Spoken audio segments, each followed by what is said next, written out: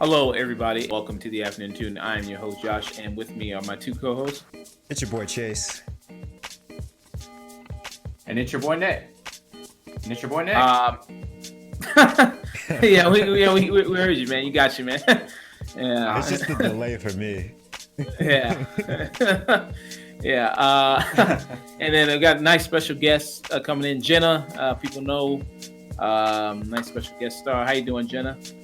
Doing pretty good. How are you guys doing? Good, good. Yeah. So it's nice to have Jena here. This is your third time on the show, right? Third time? I know. Y'all just might as well put me on the roster. I mean, well, I don't have a penis, but I'm pretty sure that's okay. Yeah, I want you to come in next week as well. If you want to discuss Judah and the Black Messiah with us. Oh yes. Oh, that's next week. Oh, thank God. Whew. Okay. Malcolm and Marie kind of took a lot out of me, so I wasn't ready for her. Messiah. I couldn't do it. Yeah, so hopefully you're able to make it on next week's show. Yeah, so that'd be good for you to come in for that review. I would like that. For this show, we're going to review Malcolm and Marie, which is a Netflix film. We're also going to discuss the newest episode of WandaVision, so it's going to be a pretty light show review-wise, and it's going to be mostly some news stuff, discussing some celebrity deaths, some legends, some icons, dropping off, but, such is life, a lot of them lived a long, long life. We'll also discuss some Thor Love and Thunder, Golden Globe nominations, possible Black Panther TV series coming up on Disney Plus, as well as the Coming to America, the second trailer that came out recently. So I'm just going to discuss all those things. How's everybody doing? Can't complain. It's been a crazy day though. With Malcolm and Marie, that was really heavy. And then also WandaVision's episode was pretty heavy too. But but still, very good day. Can't complain. How about you, Nick? Shit, WandaVision messed my mind up, and Malcolm and Marie was, for me, a straight up horror movie. Yeah, I can imagine for anybody that's in a relationship right now, especially if you're living with your significant other, that is literally a horror movie. Yeah, it was like before I started this, I asked my girlfriend, "Hey, do you want to watch this movie with me?" But kind of half-heartedly, because I know if I didn't at least ask, then it would have started some shit. Yeah, it's kind of like a damned if you do, damned if you don't. If I don't ask, it's gonna start some shit. If I watch it with her, it's definitely gonna start some shit. Yeah. You gotta just hope that she's just not interested. Like, Jesus. Hey, you want to watch that? No, that's how it is. You just gotta be like, all right, hey, I heard this movie was all right, you know what I'm saying? You don't have to watch it with me, but I have to watch it for the review. It's kind of a drag, I actually use that exact same explanation for my friend. She watched it with me too, and I was like, yeah, I have to review it, so I'm gonna watch it. We were both sitting there like, oh my God. I was like, Gemini, shit, the entire Virgo, the entire time I was getting PTSD flashbacks of fights I've had with my girl. It was like, oh fuck. Yeah, guys. This film definitely, whew, yeah. I'm just glad I'm no longer Malcolm, because I was definitely Malcolm in the relationship. I'll say that, unfortunately. Yeah, so I'm just glad that I learned and was like, bro, if I was in your shoes and I had fine ass Zendaya in my house, I would do everything in my power to make it work. I would come fucking correct. Yeah. Right? Shit, I'd be the one making. Shit, I'd be making the mac and cheese, not her. Hey yo. Well, and I'd be saying thank you every time. Right? Everybody, I'm saying thank you. So we should probably hold off until we get to the actual review. But Josh, there is a little bit of news that just dropped a couple seconds ago. Watchmen scribe Stacey Osei Kuffour is writing Marvel's Blade. Okay, she's writing the film. Okay, so I like that. Okay, Watchmen, great series on HBO. Really loved it. I watched. That's gonna be good. Yeah. I watched it quite recently. I watched it last year, way after people were already kind of raving about it and caught up with it. So I think that's a great pick and everything like that. Seems like Marvel they really picking a lot of black talent now because they also got like Nia DaCosta who's now she's doing Candyman, and then she got gonna get the directing job for Captain Marvel 2.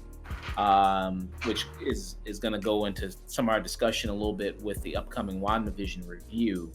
Thank you there, Nick, for that breaking news. Thank you there. Yeah, you're welcome. Yeah. So to get into the review here of Malcolm and Marie, which is the Netflix film directed by Sam Levinson, starring Zendaya and John David Washington. Simple film here. You just got a crazy ass couple and you're basically stuck watching them argue for an hour and 45 minutes. I mean, that's basically the setup of it. Also, it's in black and white to make it artsy, to make it nice and fancy, and things like that. So, and the basis of their argument at first comes when they both come home from an award show. John David Washington is a director in the film, and he got an award and he did an acceptance speech, but he made the fatal tragedy of not thanking his significant other in the acceptance speech. Just stupid. I mean, stupid. Easy way to avoid that, and he just messed it up. Fumble. That was a layup. Yeah. And he not only missed it, he airballed it. I don't know how you do that. I was about to say, y'all downplaying this a little too much because I won't give away. I mean, there's no real plot twist in this, but it for me, it was literally, this is a narcissistic, egotistical, emotionally immature male. And he is. The denial that he has is so reminiscent of so many men that I know that I've dated. Even though I said I'm usually Malcolm, it's because I learned that from my dad. Like, I kept saying that when I was watching it. I was like, this reminds me of my dad, especially the drinking, which is interesting because you're dealing with someone who shouldn't be around that. You know what I mean? But it was just like, Jesus, bro. Like, once I found out more about the whole you didn't thank me, I was like, sis need to get a lawyer. Sis needs to get a lawyer, okay? Like, yeah, we'll talk more about the spoiler part of it later, but there's a nice little twist that exposes a lot about their relationship. And like I think my favorite thing about this film is that even though we only spend this one moment with these characters, they have a full past, like a very full past. And this argument that happens is kind of just built up from years and years of this relationship. So I think they do a great job on that. Absolutely. I mean, get in a little bit more of it into what we liked and what we didn't like. First of all, I would say I love the performances from John David Washington, from Zendaya. Zendaya, especially, I mean, she's been rising. You saw her as, kind of a kid on the Disney Channel, growing up there. Now she's on a hugely popular show on HBO called Euphoria, which is also ran by the same guy who directed this film, Sam Levinson. Of course, she's in the Spider-Man films, MCU. That's a big high-profile movie, blockbuster. Now she's in this, which is, getting a lot of, which is praising her performance a lot. John David Washington, he's coming up. He just was in Tenet, big, blockbuster Christopher Nolan movie, high profile. That's great for his career. I saw him on a HBO show. When I first saw him, on an HBO show called Ballers, which I mentioned when she was on, which was a good show, I thought. And so he's a rising big time actor coming up, new black lead coming up. So you got these two black leads who are up and rising, really really entering the prime of their stardom, coming together here. And I think they deliver a very very good job. I know some people are a little skeptical of John David Washington and his acting ability, being a little wooden, which was kind of where I was before I saw this movie, because I liked him in Black Klansman, but I felt like he was kind of getting overshadowed by the rest of the cast of that movie, and I thought the same with Tenet. Yeah, it was like his character was kind of a blank slate, and everybody else was acting circles around him. Here, it just goes to show he's a guy who needs great material to work with in order to bring something to it. Yeah. So I think this, if you had any kind of doubts of his acting ability, maybe the only reason he's working is just purely because of nepotism. Being Denzel Washington's son. I think that this will help with those notions a little bit. And I love the look of the movie being in black and white. Really like that look a lot. And this is also kind of a very kind of minimal movie in terms of kind of the setting, because it only takes place in house. Very COVID movie. This was shot during obviously COVID times and things like that. So it only takes place in the house, which even makes you even feel more claustrophobic. Like, damn, let me get the hell up out this house. let me go somewhere. Yeah, it's like, shit, I want to leave, but that booze cart looks really good. And they got a nice looking house, really nice looking house, and carpet and all this other type of stuff. I mean, these are he's a Hollywood director, just won an award show. And I would say, really great thing about this movie is when people see it, it's just the arguments. I mean, they're absolutely brutal. You know what I mean? I mean, when one person says one thing to someone, to the other person, it's like, oh man, I mean, it can't get much worse than that. And then the other person comes back and says something even worse, 10 times worse. And then it's like, ooh, shit. You know what I mean? And then another person comes back and says something even worse than what they just said. I'm like, damn. It's like constantly just them stabbing each other over and over again, just verbally. I think a good metaphor in the film that Zendaya actually says is that Zendaya. Oh, my bad. Zendaya. Get it right. Okay. Get it right. My bad. Kamala. Anywho, she says something like, she was critiquing the film that he makes, in the sense that, like, there was a scene that was too graphic, and he just went too far with. That was kind of like the argument that one of the critics was saying, was that he went too far in one scene. And that's just kind of that's like one of his biggest flaws about this movie. He just doesn't know when to stop. He just keeps pushing the dagger in every single argument, no matter what. Yeah. But I mean, they both kind of do that as well to some degree, because they're as they kind of jab back and forth at each other. But yeah. I'm like, I don't even know where to really start with this film, because at first when it opened, I mean, the black and white is cool or whatever, but I was commenting on how these type of films and what they're reminiscent of. I was like, I hope that they just don't steal the aesthetic and not the camera movements and the the seamless editing, which is a part of that time where you're not supposed to tell when there's edits.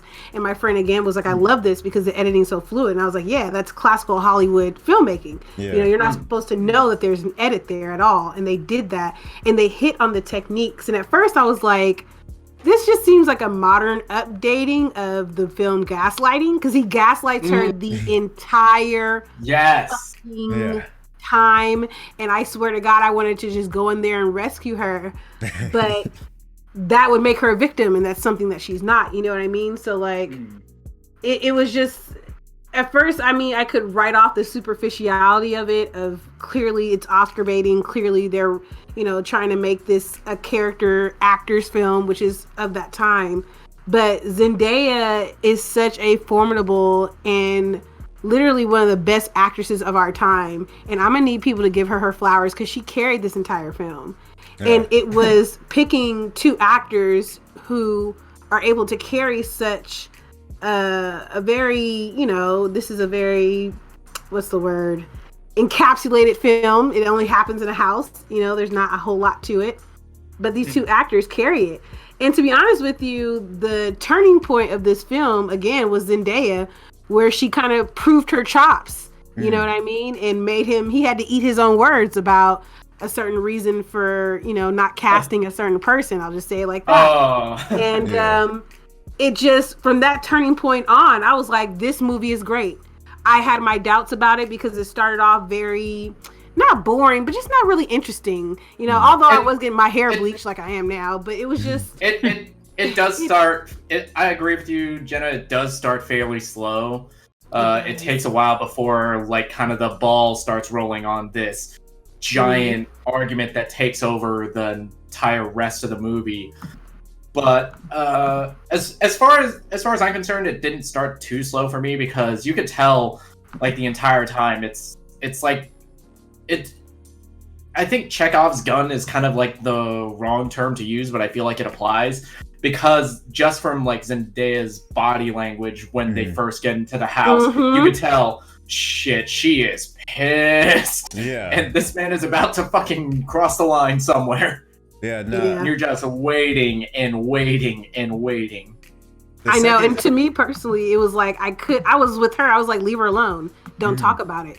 But it's it ramps up and it gets so deep on a psychological level of these two characters that it's nah, they had to talk about this tonight because how Chayse said, the acting and the writing was well enough to where we get the feeling that this has been going on for a long time, so we don't need to worry about exposition type of setup. Yeah. But yeah, definitely. The second he played James Brown and she was still angry, I knew something was crazy. He did something foul. You might as well have played that song from fucking TikTok. It's oh no, oh no, oh no. Because something happened. Oh no. And she's even chopping up the butter angry. You really fucked up when she's cooking for you angry. Kind of just. And it really. God. He's just I was really worried that they would make her an unlikable character because I didn't want the film to stray away from traits that I hope every black man. I need every black man to watch this film. Okay, that's number one, because it's this is what we're trying to tell you how most of y'all act, but you want to act like you're the good guy or the nice guy, and you're not. You know what I mean? And I didn't want that message to get lost because as much as he's not a nice guy, you clearly don't love yourself enough to change the dynamics of this relationship because he just groomed her. He was very abusive, and it was just but the way that it was done in a way where this writer clearly experienced or witnessed this a lot, and it clearly impacted them in a way to where they were able to bring out just a rawness and a realness. It didn't feel like I hated him or I hated her. You know what I mean? It was just I was just really nervous though about Zendaya. I was like, please don't make me hate her. Please. She's so good. And I think a part of her charm is that there's moments where she'll crack a joke to kind of lighten the mood a little bit. And I feel like that really kind of grounded her throughout the film. Was just there was moments where she would very serious moments, but then every now and then she'd kind of reel it back in and just be all right, what are we really gonna do here? We we're still gonna be together regardless. So yeah, with this movie, it's so tense throughout most of the arguments.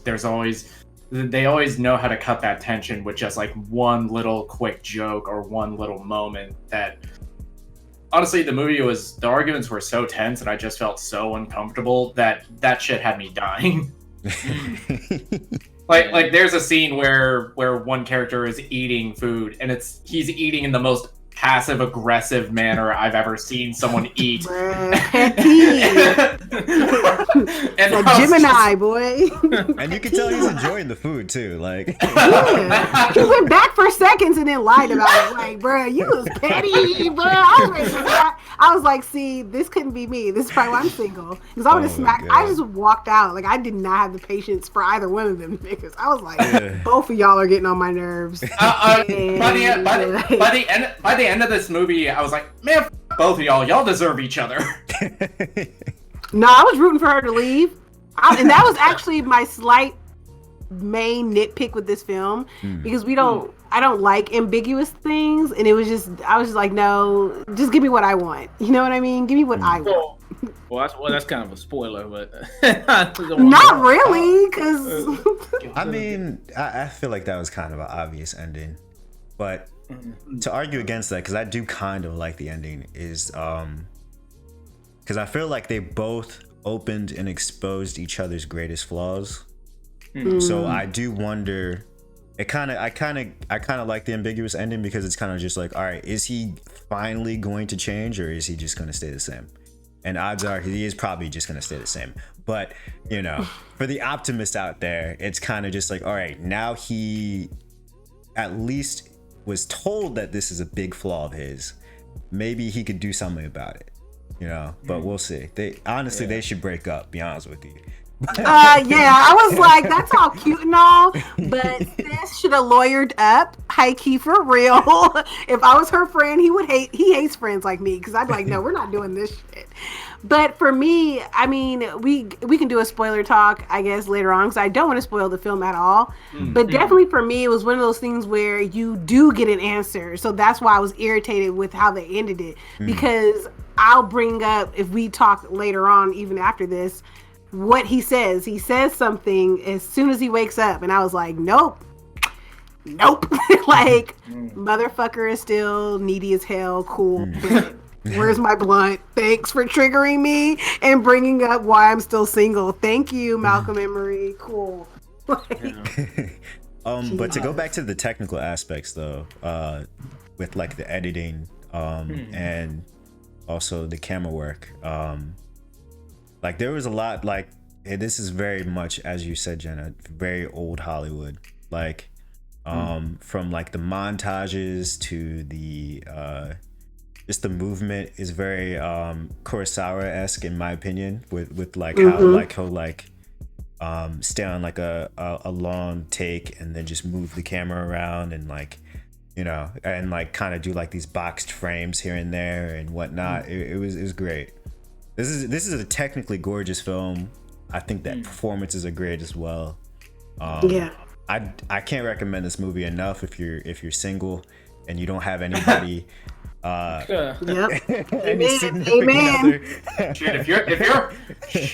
If you're single, yeah, check this out. If you're in a relationship or you're just fresh out of one, stay the fuck away from this movie. Yeah, because y'all might break up after this movie. You might see something in your significant other because of this movie. This movie will will trigger the worst fight you've ever had. Oh my gosh. So that's because y'all communication skills are trash. Like, I was sitting here because I am single, and I was like, I am so glad I grew out of being that person. You know what I mean? Like, watching this film, it was very much just like, thank God my ego was humble enough to be like, hey man, you effing up, and you need to take accountability for it, and you need to change. Because now it was like, cool, I have hope that my relationships will never go back to this stage because I'm actually mature. And it just, I don't have the patience for this petty, like this level of pettiness, because it brings up so many raw scars. But these people, this is who they are, you know what I mean? And I love how the writing, I agree with you, Chayse. At first I was like, you know, this movie's overhyped, but now that I'm thinking about it, from the technical aspect, like, the soft lighting, all of it, like, it was just absolutely gorgeous. It was a gorgeous film. Like, yeah. Damn it, Chase, do you want to give your rating for it, Chase? I'm like struggling, but I've been going back and forth between an 8 and a 9. But I don't really have too many critiques about it. I just feel like I feel like this is just a me personal thing. I just feel like there was just something missing. I don't know what it is, whether it be an extra twist, or maybe it was the ending. I don't know. It's just something about the plot that I still feel like needed something more to push it into a 9. So for right now, I'm gonna say a strong 8, because I think the characters themselves are like deserving of Oscar mentions, or noms at least, you know? Really? Okay. I don't know. If you look at the Golden Globes that just came out, probably not. That's the Golden Globes. The Oscars, they, you you never know. It's hit or miss. Nick, you want to give your final thoughts on rating? Okay. This is one of the most beautiful films to look at, just from the framing, blocking, even just how John David Washington and Zendaya, even when they're in the same frame, there's always like something like dividing the two of them. And I just thought that was so gorgeous how the film was shot. The soundtrack in here, it's like a really nice mix of jazz and old school soul. I do feel like the movie is a little too long, and I feel like it kind of gets lost in its commentary about like film criticism on commercialization of film. But the performances from John David Washington and Zendaya, they carry this movie. And yeah, this is a very strong 8.5 out of 10 Lego movies that are an allegory for Reconstruction. Everything is awesome. Go back outside, guys. Everything is awesome. Hey, if you look at Florida, man, everything's awesome in Florida when you're high off of bath crystals and cocaine. Nothing changed at all in Florida. There's no pandemic in Florida. Florida is an alternate reality for you. Yeah. Florida's a pocket dimension that's fueled by bath salts and fucking White Claw. Yep. All right, so I just give my final thoughts and rating, and then pass it to Jena. So here, I think you had two, really good performances between the two leads. The arguments feel really good. And they are very brutal, as everybody's brought up, and very reminiscent of, if you've been in a relationship and, those past experiences, the little quirks, that they have when they in arguments, like, John David Washington, when he eats, macaroni and he's smacking and he's just aggressively eating it. You hear them lips smacking while he's saying some funny shit. Yeah, he's mumbling to himself, you know what I mean? That's how you know you're really mad, when you're mumbling to yourself, and then he goes outside, starts punching air, and how there's these moments in the film of, kind of like, okay, you think they're done arguing, and there's like this moment, and it's kind of fine, and then something else kicks it back up again, and you go, oh shit, here we go again. And they could have called this movie "And Another Thing." The movie. Yeah. That's basically how this movie is. It's just like, and another thing. And so you have kind of those moments, and just how they just can't avoid getting into the arguments.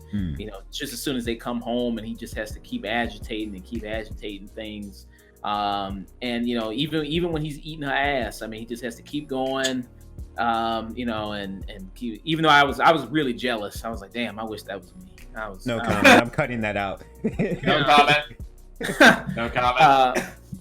Yeah, but you have those really great moments in it like that, that with the arguments and everything.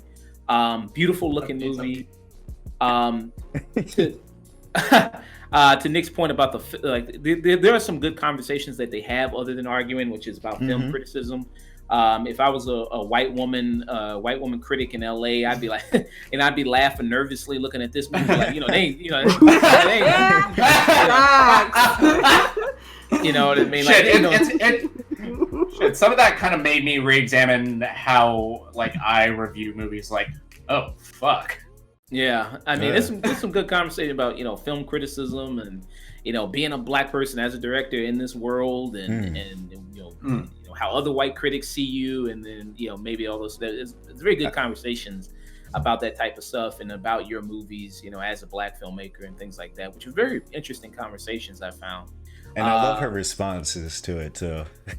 Yeah, like she gave you the good review. She was just like, I can't even imagine what how you would react to a bad review or something like that. So yeah, I mean, I thought those conversations were very, very good. Yeah, so for me, I would give it strong 8, light 9 out of 10 for me. Actually, so Jenna, what about you? Well, this film is masterfully. Yep, I said that. You can call me out on it. Done. I couldn't even pronounce one of the actors' names. You're good. I'm just after watching this film. There's very few films that I watched. Sound of Metal was the most recent one that truly make me connect on a very human level with myself as I'm watching it. And I watched this with someone else too. And, although we were cracking jokes, definitely was like, oh, that's a Gemini, that's a Cancer. We actually got into the psychological makeup of like why people respond in the ways they do. And throughout this film, what's great about it, even though it's set very much theatrically, okay, the setting is very static. Again, classic Hollywood, Oscar bait. I'm not going to get mad at it. You know what I mean? But for me, it was really just the way John David Washington and Zendaya carried these characters and the themes and the things they represent in such a realistic and impactful way. And even all that commentary on everything, it didn't steal the spotlight. Like, this film was able to cover many topics without being messy.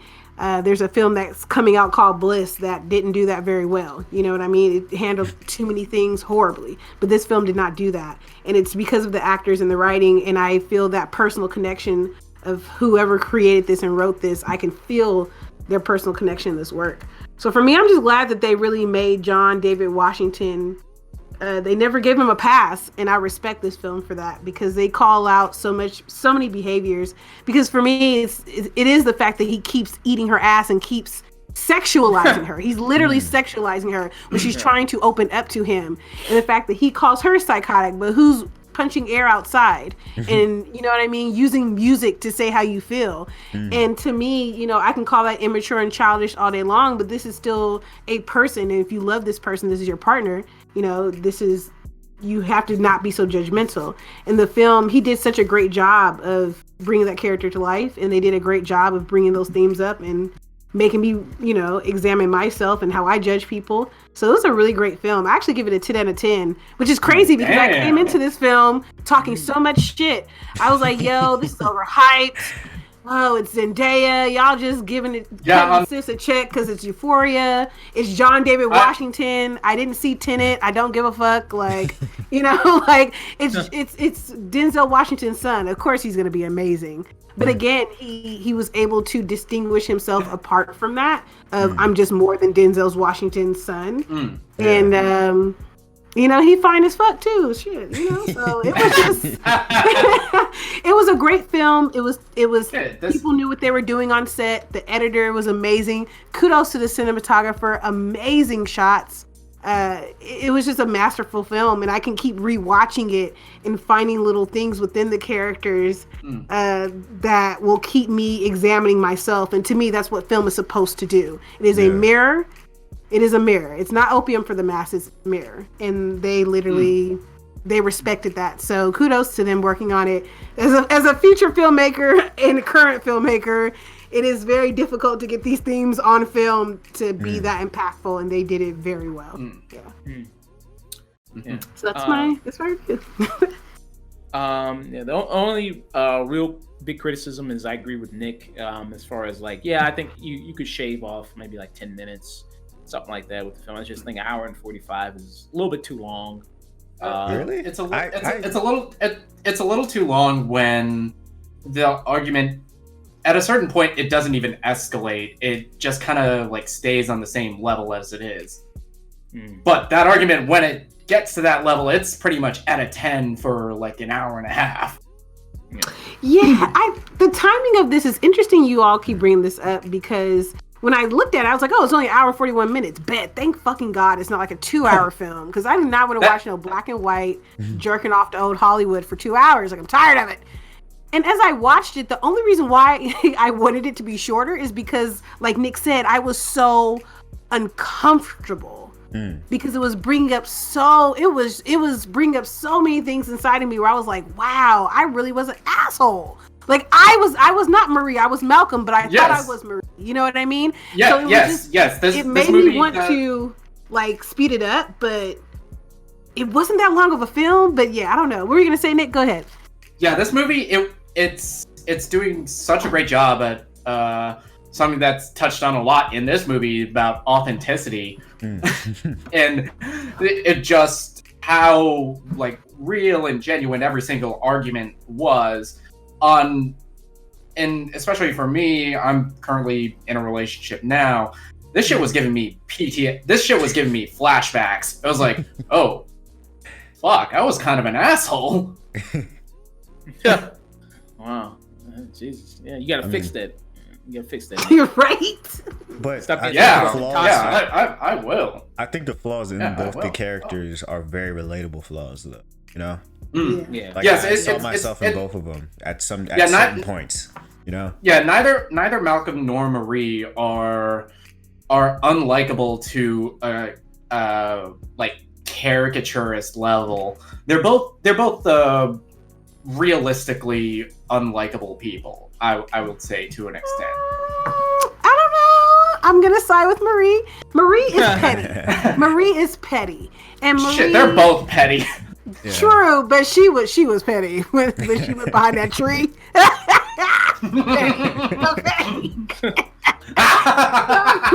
So like she was petty, but also you have to remember one thing I would like to point out, which is why it's a strike against him, because he is an abuser. Don't forget that.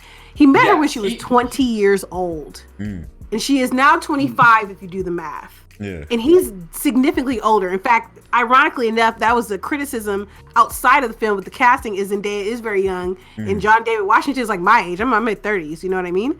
But like with Marie, it's like, you know, she's been through a lot and she has a lot of growth to do, but she's still honest enough with herself to be like, all right, I know when I'm being petty, but you still aren't that honest. It's kind of like, nah, bro, it's always gonna go back to you, Malcolm. Yeah, you like keep fucking up. Like, she's petty, but like, I don't like her.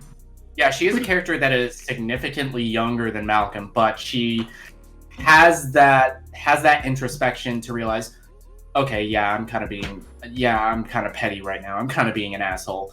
Malcolm isn't. He's narcissistic and petty and very verbally abusive. Well, I think the difference is between them is that she's self-aware at least. Yeah. The level of self-awareness is much higher. Yeah. And to go back, I'm actually very happy that they did address the age gap, even though they don't necessarily specify how old Malcolm is. I like how they handled it, because that was also like a very like weird like thing. I mean, like, not personally for me, but like I was just like, you know, they do this in Hollywood where like literally every like 50-year-old dude that kind of looks 30 gets with this 20-year-old, you know?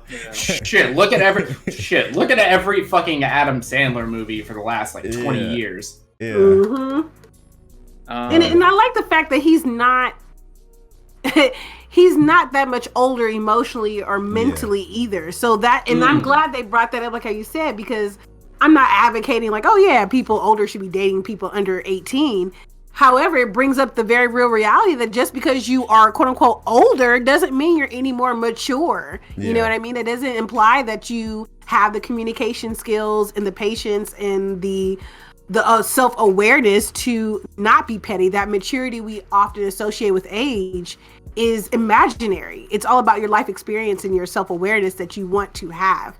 Yeah. And that's why he won't let her go, because she is that awareness for him, but he cannot rely on someone else being his own self-awareness. He has to be self-aware.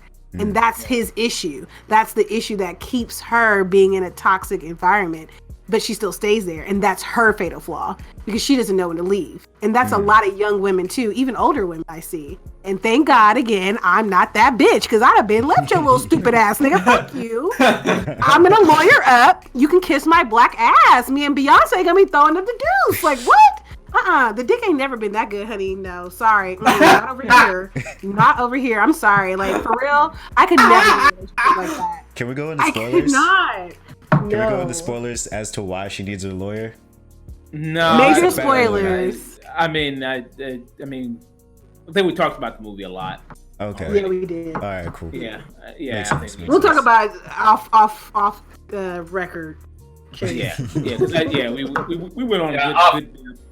Yeah, special edition. Let's hear. She needs a lawyer. Yeah, special edition. We'll hear. Special edition. We'll hear Bubbles review when we go off air. Bubbles. We'll set up a Patreon just so you can get Bubbles reviews. Just for that. 10 out of 10. 10 out of 10. That food looked dope. All right, so let's move on from discussing Malcolm and Marie. Going to discuss WandaVision, episode 5 here. In this latest episode of WandaVision, I think this is a lot of good stuff happened. A lot of stuff to talk about, a lot of stuff to go in depth on here. And also episode that's like 42 minutes, so the longest episode they've done so far. And it definitely utilizes that time very, very well. So in this episode, it's a mix of both Wanda's reality and the real world. It's going back and forth in between. As we saw in the last episode, Monica Rambeau got ejected from Wanda's reality. She just basically kicked her out from there. Basically ejecto seated cuz just yeeted that lady out of her reality. Yeah, so now we follow up with Monica coming back, saying it was Wanda. She's the one that's responsible, and we get a understanding of what it's like to be under her control in this episode. So, she's putting people in the sunken place. That's basically what Don't do my girl like that. It's not. Because people. Shout out to Film Theory for being correct. Okay, Pat, I love you. Because when she describes the feeling that she's under when she's in that reality, she's like, well, I'm aware of everything that's going on. I'm aware I'm under control, but I can't do anything about it. I just, all I feel is kind of this despair and, this kind of sadness and things like that. So, so you get a sense of an idea of like what it's like, and also you get even more of an idea of what it's like for somebody who's been in it for a long period of time, with a character who works with Paul Bettany's character Vision at the job Norm, where he snaps him out of it, and he's talking and he's scared and he's nervous, and he's like, I haven't talked to my family in weeks, and what are they doing? And it's a very kind of scary moment, of this person, being trapped here and, have no idea, no concept of time, no control over, what you do, what you say. So that's a very, very scary moment, to realize like what she's really doing in these people, in this place. And the setting in this reality, so it shifts from the 70s, goes into 80s, 90s. So this is more like Full House, Roseanne. Full House, Family Ties, Roseanne. Yeah, goes into more of that film. I didn't watch any of those shows. No, I have taste, so I never watched Full House. Yeah. Wow, don't go there. Don't play. Don't do too much. Calm it down. I never. Is he wrong? No, yes, he is wrong. What wasn't really my bag. I didn't watch those shows. It wasn't really my bag.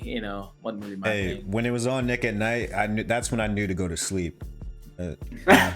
I like Fresh Prince at Nick at Night. It was Fresh Prince until like I think it was Fresh Prince, Family Matters, George Lopez at 10, and then I think around like 10:30 it was like Roseanne and all them other shits. I was just like, it's just sleep time. After George Lopez, it was either like Roseanne or The Nanny that came on right after. Yeah. That's when I knew. Yeah. I like The Nanny. Yeah, I like Nanny was good. I stayed for The Nanny. Nah, as soon as I heard that laugh, I knew it was time to go to sleep. You sleeping on The Nanny? You crazy as hell. I am. I was, and I still will be. I always will be. Sleeping on A Nanny. All right, that show was fun. That show was funny show. Okay. So now this is the 80s, 90s. Of course, we also left off in the last episode. She had twins, and she's dealing with the twins. You see Agnes come over, and played by Catherine Hahn. And there's also another weird moment where, like she pretends like she knows she's in a TV show type format, type script, where she tries to come over, you know what I mean, with the help with the kids. And she's like, "Oh, you want to run that again from the top?" So just another one of those kind of moments again, where these people are kind of in this, they are very aware kind of sometimes in the situation and very scared of, kind of Wanda and, what they want from her and what she wants from them. And Vision even notices it. And you see a lot more of Vision. I mean, this is the episode where he really things boil over with his questioning what's happening here. It's kind of crazy because I watched this first, and then I went to Malcolm and Marie. I was like, damn, I was like, all right, I got to see another couple yelling at each other again. Shit. So I went from this to that, and I'm like, oh man. So you really see things boil over between them.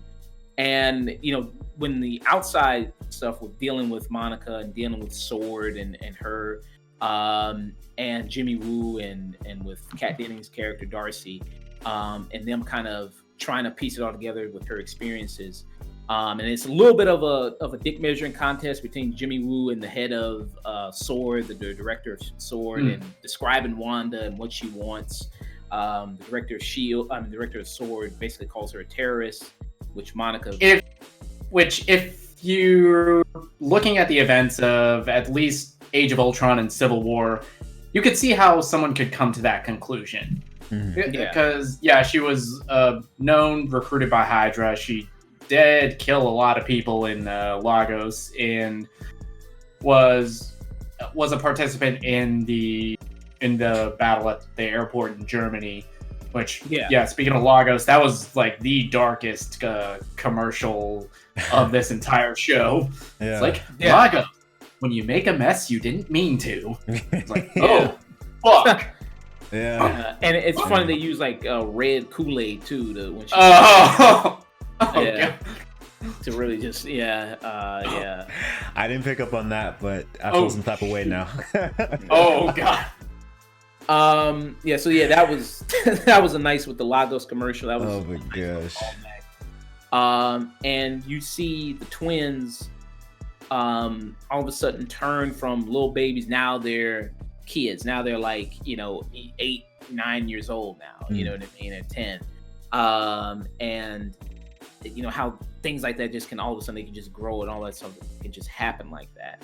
I want to ask you a question. So, do you think the kids growing older, do you think that was her, or do you think that was just the kids themselves? I think at this point it's the kids, because she tries to quiet them when they were babies, and normally, I mean, if they were under her control, I feel like she would have been able to quiet them.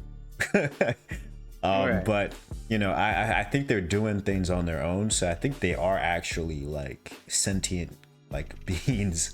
It's kind of like they're in like the weird space with Vision where they're like, she caused them to exist, but I don't know how much control she has on them right now, Well, I was gonna ask you guys, because I like the call out to this film that is one of my favorite films called The Brood. I don't know if you all ever seen that, but it kind of has the same premise about a woman. I guess I just gave away the twist, but whatever. It's a 1970s film. Y'all not gonna watch it. But yeah, in the film, it's David Cronenberg, I believe, too. That's why I love it. she literally like can make these things exist and they like come out of her body. And that's what reminded me when I was watching this of like, they probably are actually now materialized, but they didn't come about from like a regular quote unquote, reproduction where two organisms create. They came out of her like psychic. So this is just showing like, I've never read the comics, but I'm pretty sure this is leading to where she's able to bend reality and create realities without needing to do much. So, I mean, it's an interesting concept. I didn't even peep that she couldn't control them either. I didn't even peep that at all. Yeah, I think this show, because they bring it up in one of the earlier scenes with between Jimmy Woo and the director of Sword, is like he was asking, does she have a silly code name? And it kind of made me realize, oh shit, they never actually called Wanda Scarlet Witch in the entire MCU. And I feel like this show it's gonna lead into her earning that title and earning that code name, especially because she's gonna be prominently featured in Doctor Strange: Multiverse of Madness. And and going back to the kids, I feel like she on some level she is controlling this town and these people, but I think something way more powerful than her is actually pulling the strings, because a lot of the character is of Agnes. I feel like she's like in the know more than she's leading on, because she's the only one that I can think of that is actually full on addressing Wanda. Do you want me to do another take on that? And she's only doing it when Vision is around. I think they're not gonna go with the whole like Wanda's doing it on her own kind of tragic thing. I think what they're gonna use, because she talked about the Puppet Master, right? We've heard that before. So what I really think is someone is manipulating Wanda, and they're gonna use something that's very personal to her, like basically almost like what's that, needful things, you know what I mean? That type of thing where be careful what you wish for. I think she wished for something, and it allowed her to manifest that, but now it's not going to be able to sustain herself. And when it all comes crashing down, she's going to be more upset at the fact that I was promised something and I wasn't given it. You know what I mean? Versus a deep psychological wounding. But either way, I really do think it's not just her. Somebody's controlling her for real. Yeah, I think this is kind of a deal with the devil situation. It's like, okay, I will give you Vision back and give you this like quiet place where you both can live in peace, but you're also going to be manipulated into creating something horrifying or controlling and enslaving this entire town full of people. Because if you listen to your wish, if you notice, she never stated how. She just said, I want to be with him. So why not use her own powers to create that? He ain't got to do nothing. You know what I mean? Like, and then it's like, well, didn't I not give you what you asked for? Yeah. Technically, he did. Like, so I agree with you, Nick. I think it is going to be, like I said, needful things, you know, deal with the devil, be careful what you wish for, whether it's the devil or not. Somebody is messing with her mind.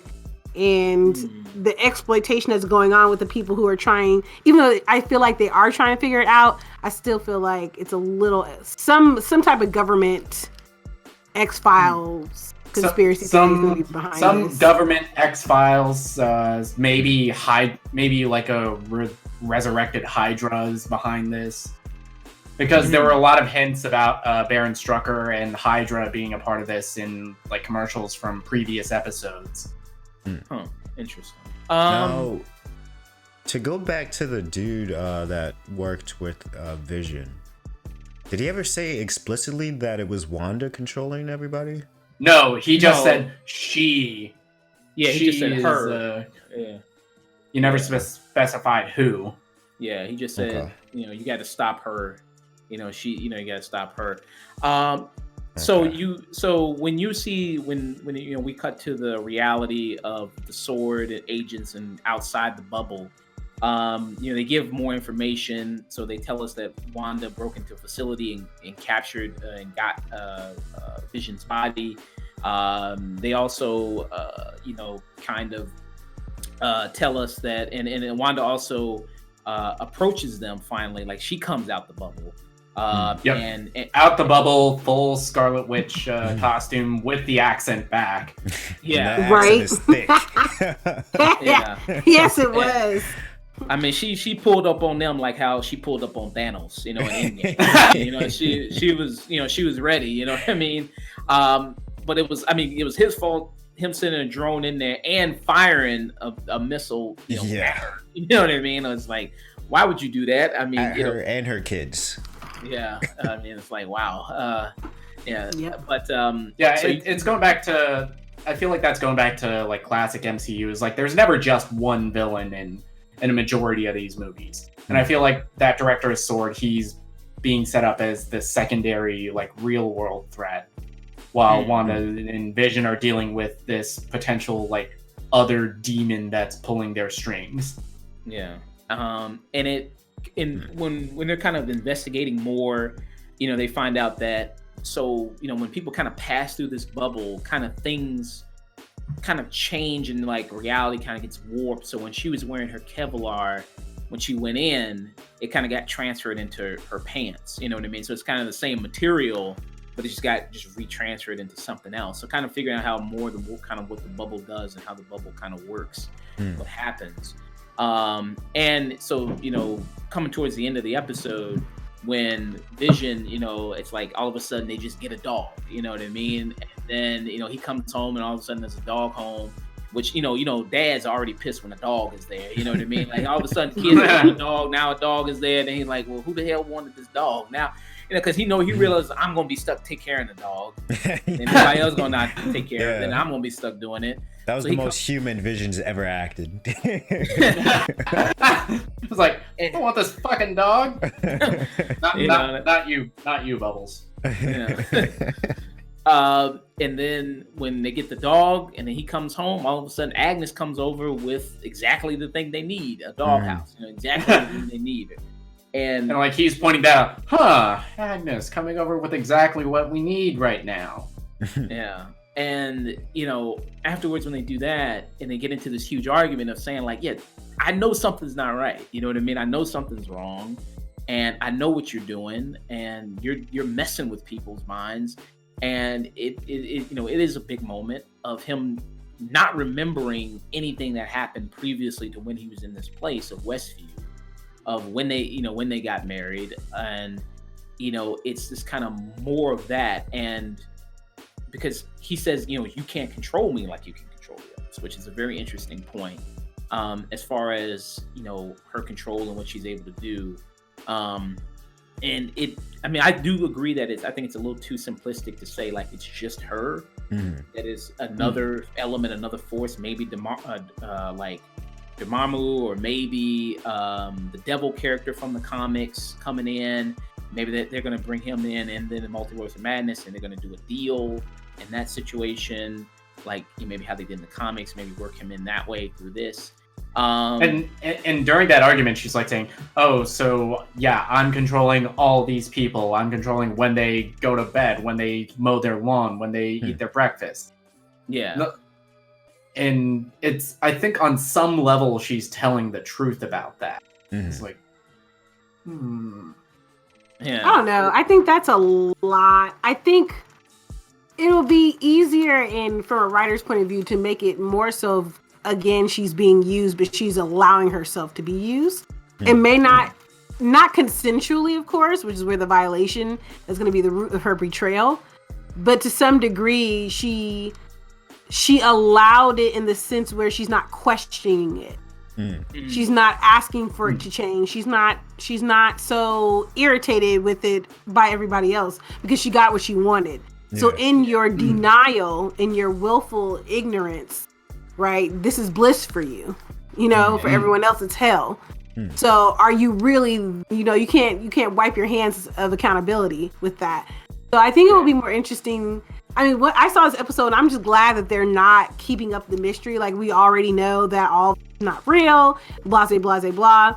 But I really do think that whoever is doing this to her, the consequences are going to be out of everybody's hands. Because again, if she's able to materialize real people, and she is able to do all of this, that means that she is now aware she's able to do all of this. So we have another Superman dilemma on our hands, you know? Who's going to be the Batman? You know what I mean? Like, she doesn't have an easy kryptonite. Right? She doesn't. And now you just pissed her the fuck off by fucking with her psyche. You know? So, something interesting you're talking about a character that could have soloed Thanos.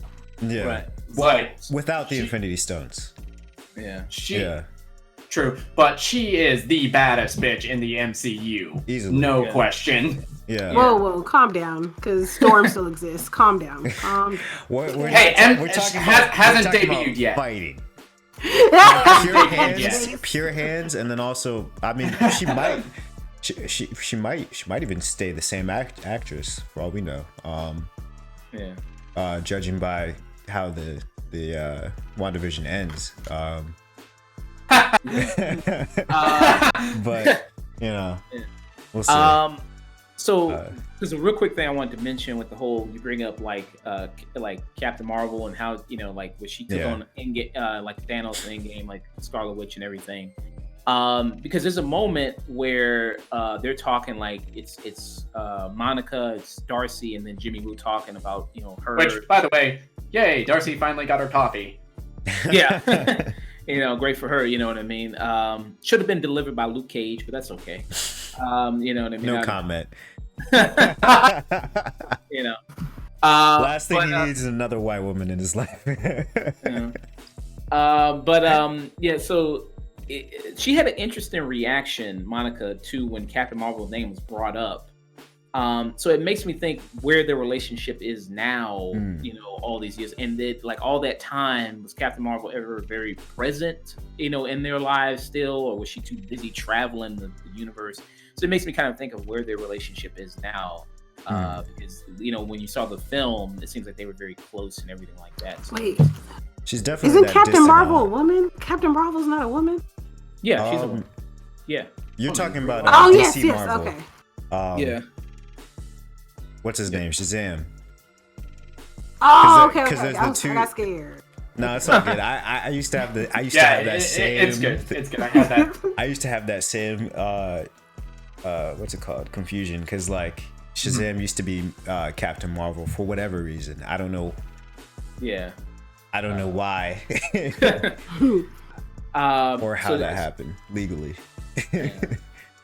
So it makes me interested to see like where that relationship is now. And something also very interesting happened. So something that she wasn't aware of in this reality, which was the dog going missing. And when the dog goes missing, it's Captain Han's character that finds it, and then it's dead. And the kids are talking to her about bringing the dog back, right? And it makes me think that maybe somebody's trying to push her into bringing someone back from the dead, right? Is trying to use her ability in that kind of unnatural way of bringing a real human being back. So the further she goes to make someone happy, like it's like, well, you can do it, right? I mean, you could just bring somebody back from the dead, right? I mean, you can do that. It's easy with your power, you can do that if you really wanted to. So it makes me think maybe somebody's pushing her in that type of direction, to really do something like that. Do you think that has anything to do with the quote unquote Luke Skywalker-esque cameo that has been sort of teased? I know she didn't personally say it that way, but the question was asked, is there any like Luke Skywalker-esque reveal coming to WandaVision? And she kind of just vaguely was just like, maybe, yeah, So, so to get into like the big thing you're talking about, because this is full spoilers, right? Something that I kind of knew because I looked at some leaks and people that already kind of knew about it already. If you followed some of the leaks already, wait, fucked up, dude. Yeah, so somebody already kind of knew about it. So the big thing at the end of this episode, and they even tease it out, to me, showing the back of his head and everything like that. So the big thing is, so Quicksilver shows back up, but except it's not Quicksilver Aaron Johnson that we know from the MCU. It's Quicksilver Evan Peters, who shows up. You know what I mean? And it was like, shit, even Wanda didn't want Aaron Johnson back as Quicksilver. Yeah. Can you blame her? And then Darcy says when she's watching the show, she's like, they recasted them. You know what I mean? They recast. They recast Pietro. Which is, hey, that's what TV shows do. They got to bring in somebody else. You know what I mean? Recast. So what do you all think this means, and how do you all think this came about? What are your theories there? I think the big giveaway in terms of him not even remotely sharing the same memories as the MCU Pietro is the fact that he looked at Vision and was just like, yo, what's this popsicle doing here? Like, he didn't know who Vision was, you know what I'm saying? Like, right. So I do think this is actually sort of one of the many tie-ins to the X-Men universe that is going to have to happen. I don't know how this works. Multiverses always confuse me. They break my brain.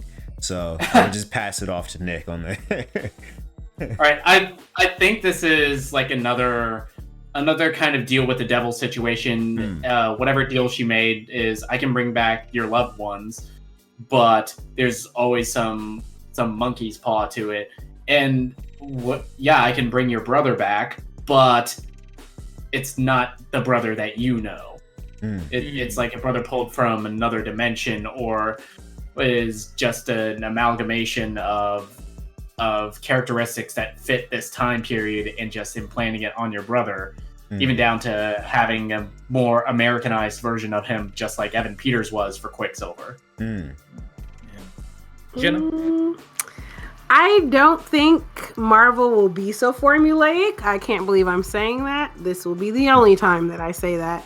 Only because I hope they don't do that, because the only issue with that theory, of Nick's theory, is that why is she the same person in every alternate universe? Which would mean that it's not necessarily... I think they're going to still go the route of her creating folks out of thin air, because it is based on TV, the X-Men on TV, right? She could have watched the X-Men, she could have watched that version of her brother in that X-Men, and that's what comes back, because it's dealing with what's in her subconscious. And if she brought her real brother back, it's, again, this is hinting, I really do think she's controlled.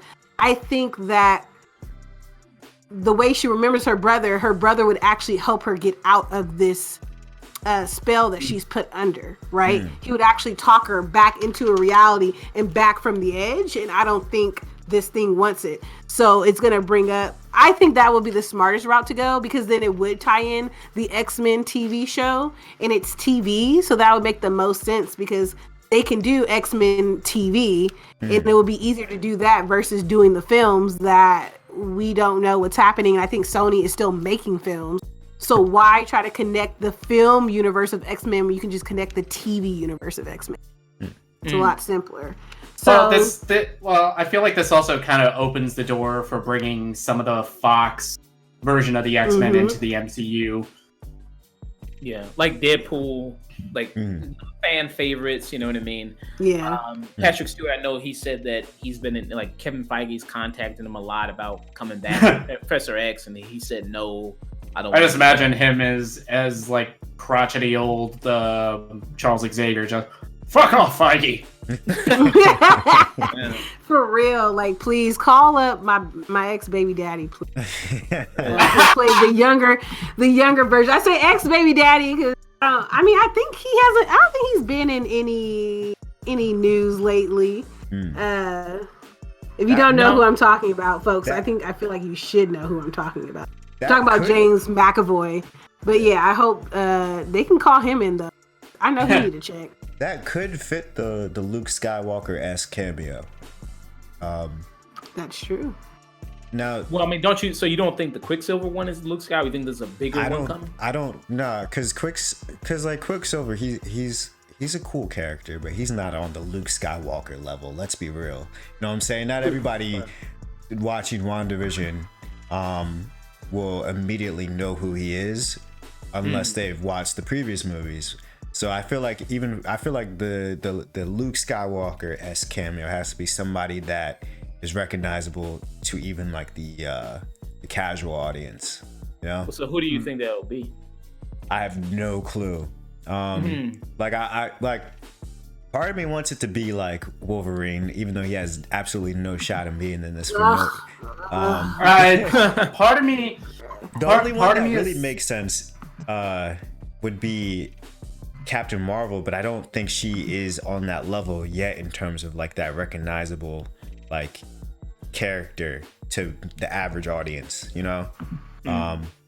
But they do hint at arguing between which one is more powerful between her and Wanda. So I do wonder if that will ever come back up into play. But what were you about to say, Nick? I think that because this is supposed to tie into Doctor Strange multiverse and supposedly Spider-Man 3, it could potentially be like one of the other Spider-Mans. Like I wouldn't be shocked if like Tobey Maguire's Spider-Man cameos in this at some point. That would be funny. If Doctor Strange himself appears in this, or like one of the other rumored actors who is supposed to be Doctor Strange, if he makes a cameo as, you know, Doctor Strange. Now, Jenna, what do you think? Man, I don't know, because at this point it really could be anybody, but I feel like again it's probably gonna be an X-Men character. That would make the most sense, honestly. Just where they're going in the multiple realities and things of that nature. If it's not going to be a major like X-Men character like Professor, like how you guys said, Wolverine, I honestly think they are going to bring in, they're probably going to bring in Benedict Cumberbatch. They're going to bring in Doctor Strange. And I say that only because we don't think he's that big of a character. And even though his movies didn't do that well, he's still kind of more of the still relevant person in this game. Because you think about everybody else, Tony Stark, he dead. You know what I mean?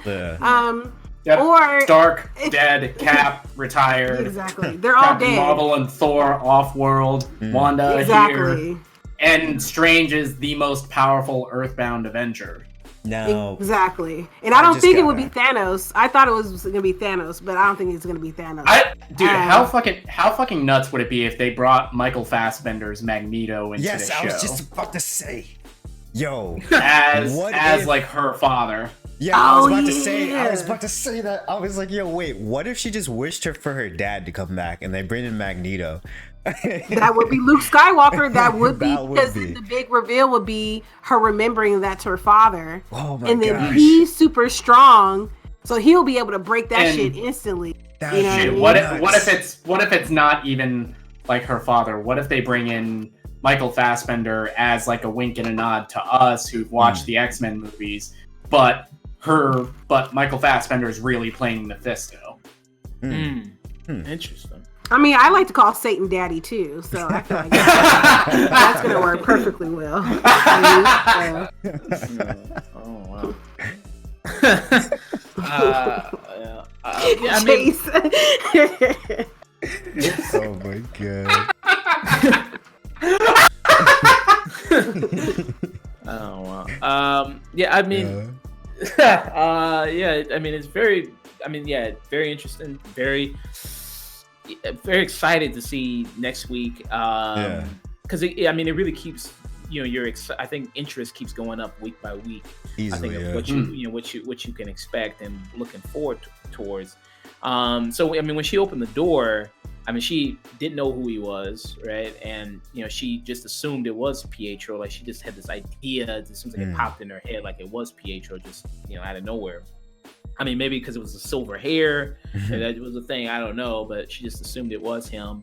And like I said, Quicksilver has no knowledge of who Vision is, when the other Quicksilver did. So, I mean, when it comes no knowledge of Vision, not even like the same accent, as like MCU Pietro. Yeah. And So it could be. I mean, because in the X-Men movies where Quicksilver was in, Evan Peters, there was a character like he did have a sister in it who was like a little girl at the time, and this was like also in this because he first appeared in Days of Future Past was in the 70s, and then he also was up until the Apocalypse one, which was in the 90s. So then the little girl didn't age at all. He didn't. I mean, he didn't age at all, but maybe his sister aged up and then looked exactly like Elizabeth Olsen, which is the MCU Wanda, and then that's how he recognizes her immediately. Or maybe it's just a creation purely from somebody who's controlling it from from the outside or above her.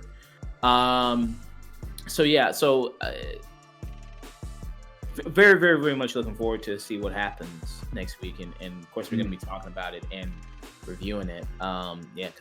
This was, I think it was a nice reveal. If I had to say, if there was, is this the penultimate episode? No, there's 9 episodes. There's so there's 4 more after. Thank God. Thank God. Yeah, don't worry, you still got a little bit more left. Okay, cool. Yeah, so there's 4 more episodes left. Yeah. If I had to say, if there was a bigger cameo than this, I'd say, maybe probably Doctor Strange seems like maybe the more likely one would be the Luke Skywalker type cameo that they would bring in if there is a bigger one. I still feel the same way about him. I feel about Captain Marvel, where they're not. They're great. Don't get me wrong, they're great, but I still don't feel like they have the weight of an impact to be on that level. So I'm kind of hoping for Magneto right now. in universe, I would say they have that big impact. Yeah. But I fingers crossed, knock on wood for a Magneto or Spider-Man. Oh, that'd be sick. That'd be so sick. That would, if they bring Tobey Maguire Spider-Man, that would be equivalent, I think, to like a Luke Skywalker type cameo. Yeah, because for a lot of people, a lot of us, especially me, he was my first Spider-Man. Yeah. So that would be huge. Yeah, that's a nostalgia hit. Yeah. The same way with Luke, where to see Mark Hamill, that Yeah, but I just don't know Luke that we remember. I still feel like that. Yeah, but I just don't know how you would really work in Tobey Maguire Spider-Man in this type of kind of world they got. Neither do I. I don't know how you'd really work that in. But definitely, looking forward to the next week's episode. Yeah, really excited to see what they do. Oh yeah. All right, so moving on from that, going to discuss some news story real quick. Give a quick mention to Dustin Diamond. Everybody knew him, Screech from Saved by the Bell. That's one of the shows you used to watch late at night. Used to watch, enjoy, and he passed away at 44 from lung cancer. And kind of one of those situations where it's kind of a troubled child star, trying to transition out, kind of stuck being, kind of one note role and Screech, and kind of trying to break away from that image. And, it can kind of lead you down a path, astray at times, kind of doing something to hold on to that fame, hold on to that money coming in, hold on to kind of being a household name, doing kind of things like celebrity boxing, reality TV, things like that. But he was a guy that really tried to do all types of different things. It was because I don't think, did he ever reconcile with the cast of Saved by the Bell? Because I know he talked a lot of shit about a lot of people from the show. I don't think he ever reconciled with them, did he? I honestly don't know either. I don't even know if he was involved with like the reboot that's going on Peacock right now. No, he wasn't. That'd lead me to say that probably not. Yeah, because I know he wrote like a book, like a kind of a tell-all book about like his experiences, and I know he's kind of talked a lot of crap about people from the show. But I know, the woman who played Lisa Turtle on the show, she was also kind of down a bad path. Because I believe she suffers from mental illness, and she had a situation where she had a lot of like plastic surgeries and things like that. And, but now she's a lot better now. She appeared on the show. I think someone said, because I don't watch the Saved by the Bell reboot. I've been thinking about checking it out. But then somebody said I had to pay for Peacock. So I was like, oh, damn. Okay. Fuck off. But I think someone said she did appear on the show, because she's like a fashion designer in Paris, so she appeared like via video call in the show. And I've seen recent pictures of her now, and she looks good. She looks good. She looks a lot better than she did before. I'm sorry. With him, with Dustin Diamond, it's sad. I mean, because because you got the news he had lung cancer like almost like a week ago, and then all of a sudden, he passed away. It was a really aggressive form there. Yeah. I mean, rest in peace to him. Very sad news. Very, very. And we also got to do another one. Christopher Plummer. News just broke a couple minutes ago that he just passed away. Yeah, Christopher Plummer just passed away today, 91 years old. Tweeted out that a lot of legends are passing away. Cicely Tyson, 96, Cloris Leachman, 94, Christopher Plummer, 91. A lot of these people, these are icons, legends in Hollywood, been around a long time. Mm-hmm. They was old. Old. It's sad, but 96, 91, like, girl, I know you was tired. Shoot. I mean, so these people, they've been around a while. Christopher Plummer, people, of course, Sound of Music. I think the most recent film I saw him in was Knives Out, where he played the father in that. Very good performance in that. Ryan Johnson film, very, very good film. Became a meme when he replaced Kevin Spacey for that movie, All the Money in the World. It made me want to retroactively go back to all Kevin Spacey movies and just digitally insert Christopher Plummer. Pretty much, just remove him everywhere. That would have saved House of Cards. I wish they did that now. Oh my god. Release the Plummer cut. Yeah, no, that final season was awful. In the final season, didn't they just kill him off? They killed him off screen, and now Robin Wright was the lead. Who is a great actor. Don't get me wrong, but without Frank, it was kind of just empty. I hate to break it to you. Wow. No. Damn. Like Jenna said, So it's kind of what happens. You know what I mean? A lot of these people, it's just coming that time. 90's a long life. And he lived a great life. A lot of these people. He did. Yep, he lived a very long, great life. He's gonna go down as one of the greatest actors of all time. Yeah. A lot of folks. I mean, I always look at this in a different lens of just what I want to leave behind and what I want to be known for. Death. It comes for us all, but while we're here, we can create something equally as beautiful and impactful as these folks have. And I was just grateful to be alive when they were alive, to have lived in the same time they lived, even if I didn't meet them. Just condolences to the families. This is still somebody's dad, grandfather, daughter. I hope to live as long as them. I keep saying 113, so that's that's where I'm at. I'm trying to be 113. Be like, all right, I'm gonna head out. Cool. How long? Kirk Douglas made it to what, like 105, 103? Yeah, he did. He lived for hell long. Yeah, and these white people live for so long. Like, how? I don't know. That karma that you would think that would cut their lifespan. Like, that's not. I think Paul Rudd's gonna make it to like 110. I don't know. He's like Paul Rudd. He's not gonna look a day over 60. Watch. Keanu Reeves is probably gonna make it to 200 years old. Right? He's gonna end up being some type of monk or some shit. I don't even think Keanu Reeves is gonna die. He's gonna ascend to like a higher vibration or some shit. And still look 30. He's literally gonna go John Wick on the Grim Reaper. Right? He gonna create the Matrix and be like, I'm still alive. Like, what the fuck? Why are you on my Alexa, bro? Get off of here. Whoa. And he's gonna tell you every morning, you're breathtaking. Are you kidding? Are you kidding? That's my alarm clock sound. I'm weak.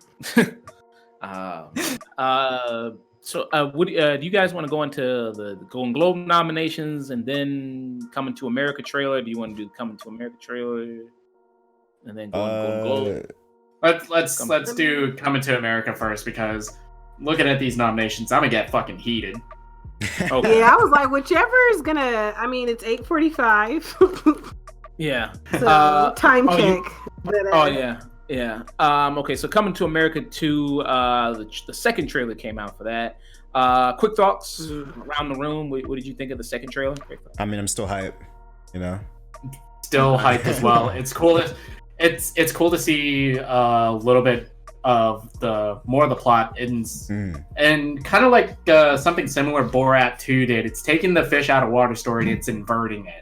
Yeah. It's bringing another character into the actual kingdom itself. Yeah. I'm very happy that they're not just gonna recycle the formula where it's Eddie Murphy still trying to experience America, which still would be funny, and for the little bits that he is gonna be in America, it's still going to be funny. It could have been like a really interesting take to see how quote unquote far America has come since the 80s. But I'm glad they're doing this. They're going for what's seeming like a more lighthearted tone. But also just like going back into I can't remember their kingdom's name right now. Wow! Give me your card. Give me your card. Thank you. Give me your card right now. Thank you. Shit. Give me that. You don't know the name of the kingdom. What's the name of the kingdom then? It's like Commando or some shit. I don't know. It's Zimbabwe. It's like Zimbabwe is what it is. Dog, this is the whitest podcast ever. It is I think isn't it Zimbabwe? I thought it was a fake one. Yes, it's definitely not Zimbabwe. It's definitely I was right. Yeah. It's Zamunda. Okay, so right. You called it Kamala. Come on now, you were not right. right. I Kamala. You were not right at all. Give me your black card. Oh no. I was closer in the sound. Yeah, no, that's true. She was closer. This is I didn't even try it. But let's just call it what it is. It's Wakanda. This is the widest podcast, unfortunately. Now. Shit, you fucked up. You let me in. I'm half white. Y'all fucked up. Yeah. So, Jenna, what did you think about the trailer? I mean, I haven't seen it. Not gonna lie to you. Okay. Okay. Correction. Okay. Let me not lie. Let me 50% lie. I watched it. I was like, okay, cool. And then I stopped and was like, I don't want to see this film. It's not like I think it's going to be bad or anything. It was giving me Nutty Professor vibes, and I just wasn't really here for it. Kind of like, I mean, I'm all here for a comedy, but I don't know. Like, I just wasn't as hyped as everyone. I love the last film he did, which, man, don't smoke weed, kids. What was Dolomite is my name. Dolomite. Yeah. Yes, Dolomite is my name, and this is from the same director, which I feel is why this movie is getting as much hype as it is. True, and although although it was the same director, it is different material. Meaning, that was literally a biopic. It really was. A person existed. Yeah. This is more so based off of a film that, while nostalgic, it was great. It still wasn't like one of my top Eddie Murphy films. Like, yeah, it's Coming to America, but I put it on the background. You know what I mean? Like, I've seen it so many times. It's kind of not that great. So for me, I'm just, I don't know. I'll watch it. I'll give it a shot.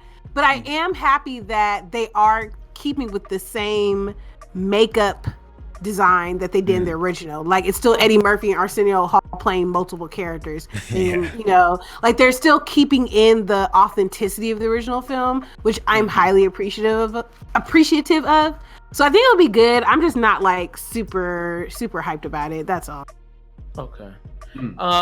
Yeah, I mean, watching the trailer here, I think some solid jokes. They show the barbershop scene, so a little bit more of that, like they did in the first one. You came back. Yeah. He said Ebola, bro. I was like, really? Black people? Yeah, and this one has a good joke in the opening one. It says you came back after 30 years and you ain't pay no child support, and it's like you a dummy. You know what I mean? So that was pretty good. I thought that was funny.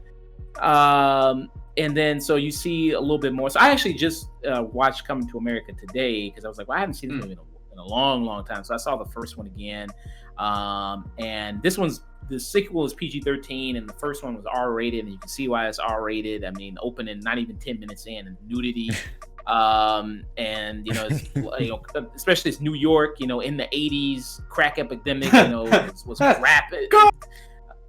Fuck. Yeah.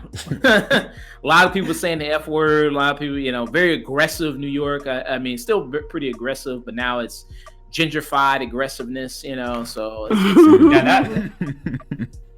gentrified aggressiveness, Starbucks on every corner. Yeah. And this, you need to cool it with your microaggressions right now. And with this one, I mean, so it gets into more of like how the first one was, because in the first one it was kind of similar of he wanted to kind of have his own mind, find his own bride, because he thought the tradition of the country was too rigid, and he wanted to kind of do his own thing. This kind of similar thing where he has 3 daughters, and the whole idea of well, why doesn't the woman lead instead of having he has to have a son lead. Like the idea of it being in the home country instead of just being in New York again. So I like that. I like that whole element of Wesley Snipes coming in, and trying to be this. Especially after, because I just recently saw Dolomite Is My Name, and Wesley Snipes was easily my favorite character in that whole movie. Yes. I'm so glad you're bringing him back to chew some scenery. Yeah. Give my man his check. He's munching on. Dude is munching on that scenery like it's trail mix, and I'm so hyped for it. Yeah. And Marvel, don't do too much because you already know who Blade is, bro. Y'all playing. I still won't accept it. Y'all gonna put my man's back in there, bro. Hey, Mashallah Ali though. That's good casting. Yeah, bro, but he ain't Wesley Snipes. That is Blade. Get out my face. No. I just watched the first one a few nights ago. Well, we know they might but that somehow, some way. That third one was ass, though. Yeah. But back to Coming to America. The only gripe I do have with this trailer is that I feel like they kind of just gave away the ending, because I think we all know how this is gonna go now, or at least how it should go. True, but with some movies, it kind of doesn't matter where what's given away in the trailer. It's kind of like with certain formula movies, like with a lot of comedies, you kind of know where they're going. It's all about the journey to get there. Yeah, that's true. That's true. Yeah. And I feel like this cast, this director, I feel like they all have the talent to carry something that, even if I know where it's going, it'll still be a fun, enjoyable movie to watch. Yeah. Absolutely. Other quick little news real quick before we get into the Golden Globe nominations. Chris Hemsworth, buff as hell again, bigger than he was in Thor 3. All I want for Thor Love and Thunder, give me a fucking Rocky IV training montage of him getting back in shape. Yeah. Because I mean, absolutely. I mean, so it'd be fun. Taika managed to use Immigrant Song twice in the most satisfying way in Thor Ragnarok. He's got to do that with Hearts on Fire. Oh yeah, that would be that would be funny. And just him lifting planets to Hearts on Fire. That'd be funny. I'm not gonna lie to you. I'm training to fight Gore the God Butcher. He just crumples up a picture of Gore while he's working out. So you have these set photos. You see Chris Pratt on there, and then some people were marking his outfit. Looks like the Thunderstruck outfit from comics, like the jacket and everything like that. With the pants, very 80s-esque, very kind of 80s, 90s-esque there. He kind of looked like that Thor stand-in from Dexter's Laboratory. Yeah. That's a comparison. Yeah. Yeah. So Of course, more is going to come out about this, just more details, stuff like that. So we'll cover that when more of that happens. Then other quick news: Black Panther doing the TV show, Wakanda TV series. Ryan Coogler signed like a 5-year deal, Disney Plus. Shit. No real details about the TV series. They just announced that they were kind of doing one. It's supposed to be. I don't think they even have a release date for it yet. Potentially, what do you all kind of want to see from a TV series? Do you think having a TV series is a good idea? Go around. I feel like with the Wakanda TV series, you can kind of, because there's such a rich history of Wakanda that's almost barely touched on in Black Panther, you can kind of like go through the ages of like different eras, different Black Panthers, potentially see like maybe the tales of T'Chaka as the Black Panther. That's true. You could set it in present day and focus on the other side characters, because as much as I love the first Black Panther movie, I felt like T'Challa was kind of the least interesting character in that. So you could have a series where you delve more into, you could do more into M'Baku, you could go deeper into Shuri, you could do the Dora Milaje. Or we can bring in Storm from X-Men. Or Doctor Doom. Nah, that's too early. Plus, I don't know how good that would look. Or you could potentially set up Dr. like Strange. a war. Set up a war with Atlantis and have Namor introduced as the main antagonist of Black Panther 2. Okay. I wonder how they're gonna do that movie. I don't envy whoever has to write that movie. I know Ryan has to direct it, but whoever has to write that, I don't envy that. Did you write the first one? You wrote the first one? Yes, he was a writer in the first one. Yeah. Because there were a lot of story beats that were very similar to Creed that he carried over into Black Panther. No, but for Black Panther 2, I don't know how you write that film respectfully, honestly.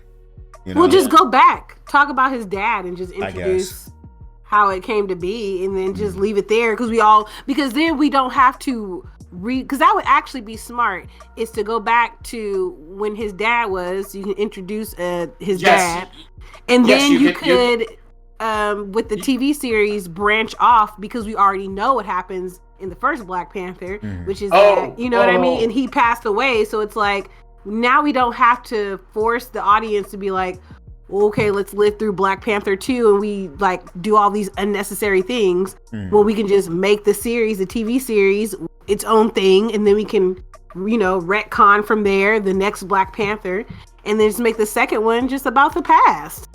Or you could also set it in T'Chaka's time as Black Panther and show the relationship between him and Sterling K. Brown's character in Jobu, and see like that brotherly bond. And I feel like that would make N'Jobu's death in Black Panther all that more impactful. Because the way the character was written in Black Panther, at least how I took it, is T'Chaka was kind of a cold motherfucker. That would be a lot of people. Quite a bit of people were saying like possibly focus on T'Chaka or the past Black Panthers, focus on that. But I mean, you brought up a lot of good ideas, Nick. Conflicted on the Dora Milaje, and their training or their missions. Could even maybe do like, because I think at one point when they talking about doing like maybe a series with Lupita Nyong'o's character from Black Panther, like her being a spy and her kind of going around to all these other different countries and doing work. I think at one point they were talking about maybe doing a TV series about that, if I'm not mistaken. But they could maybe even do something like that. So more details. Got to know more details on what they're doing in order to further really comment, get an idea. All right. So what if they brought in Namor for the second movie, going off of what you guys were talking about in terms of just going back in the past? What if they brought in the Atlantis? They kind of adapted the Atlantis plot line with Namor, but for the past rather than dealing with it. You could do like Atlantis was one of Wakanda's great enemies. Yeah. Bubble said that's that bullshit, nigga. That is not gonna happen. Chayse, get that out of here, bro. He said, first off, in episode 2, that can't even happen. Bubbles was like, nah, that's some bull. Right? He's like, did you see Aquaman? Did we watch the same thing? Fuck out.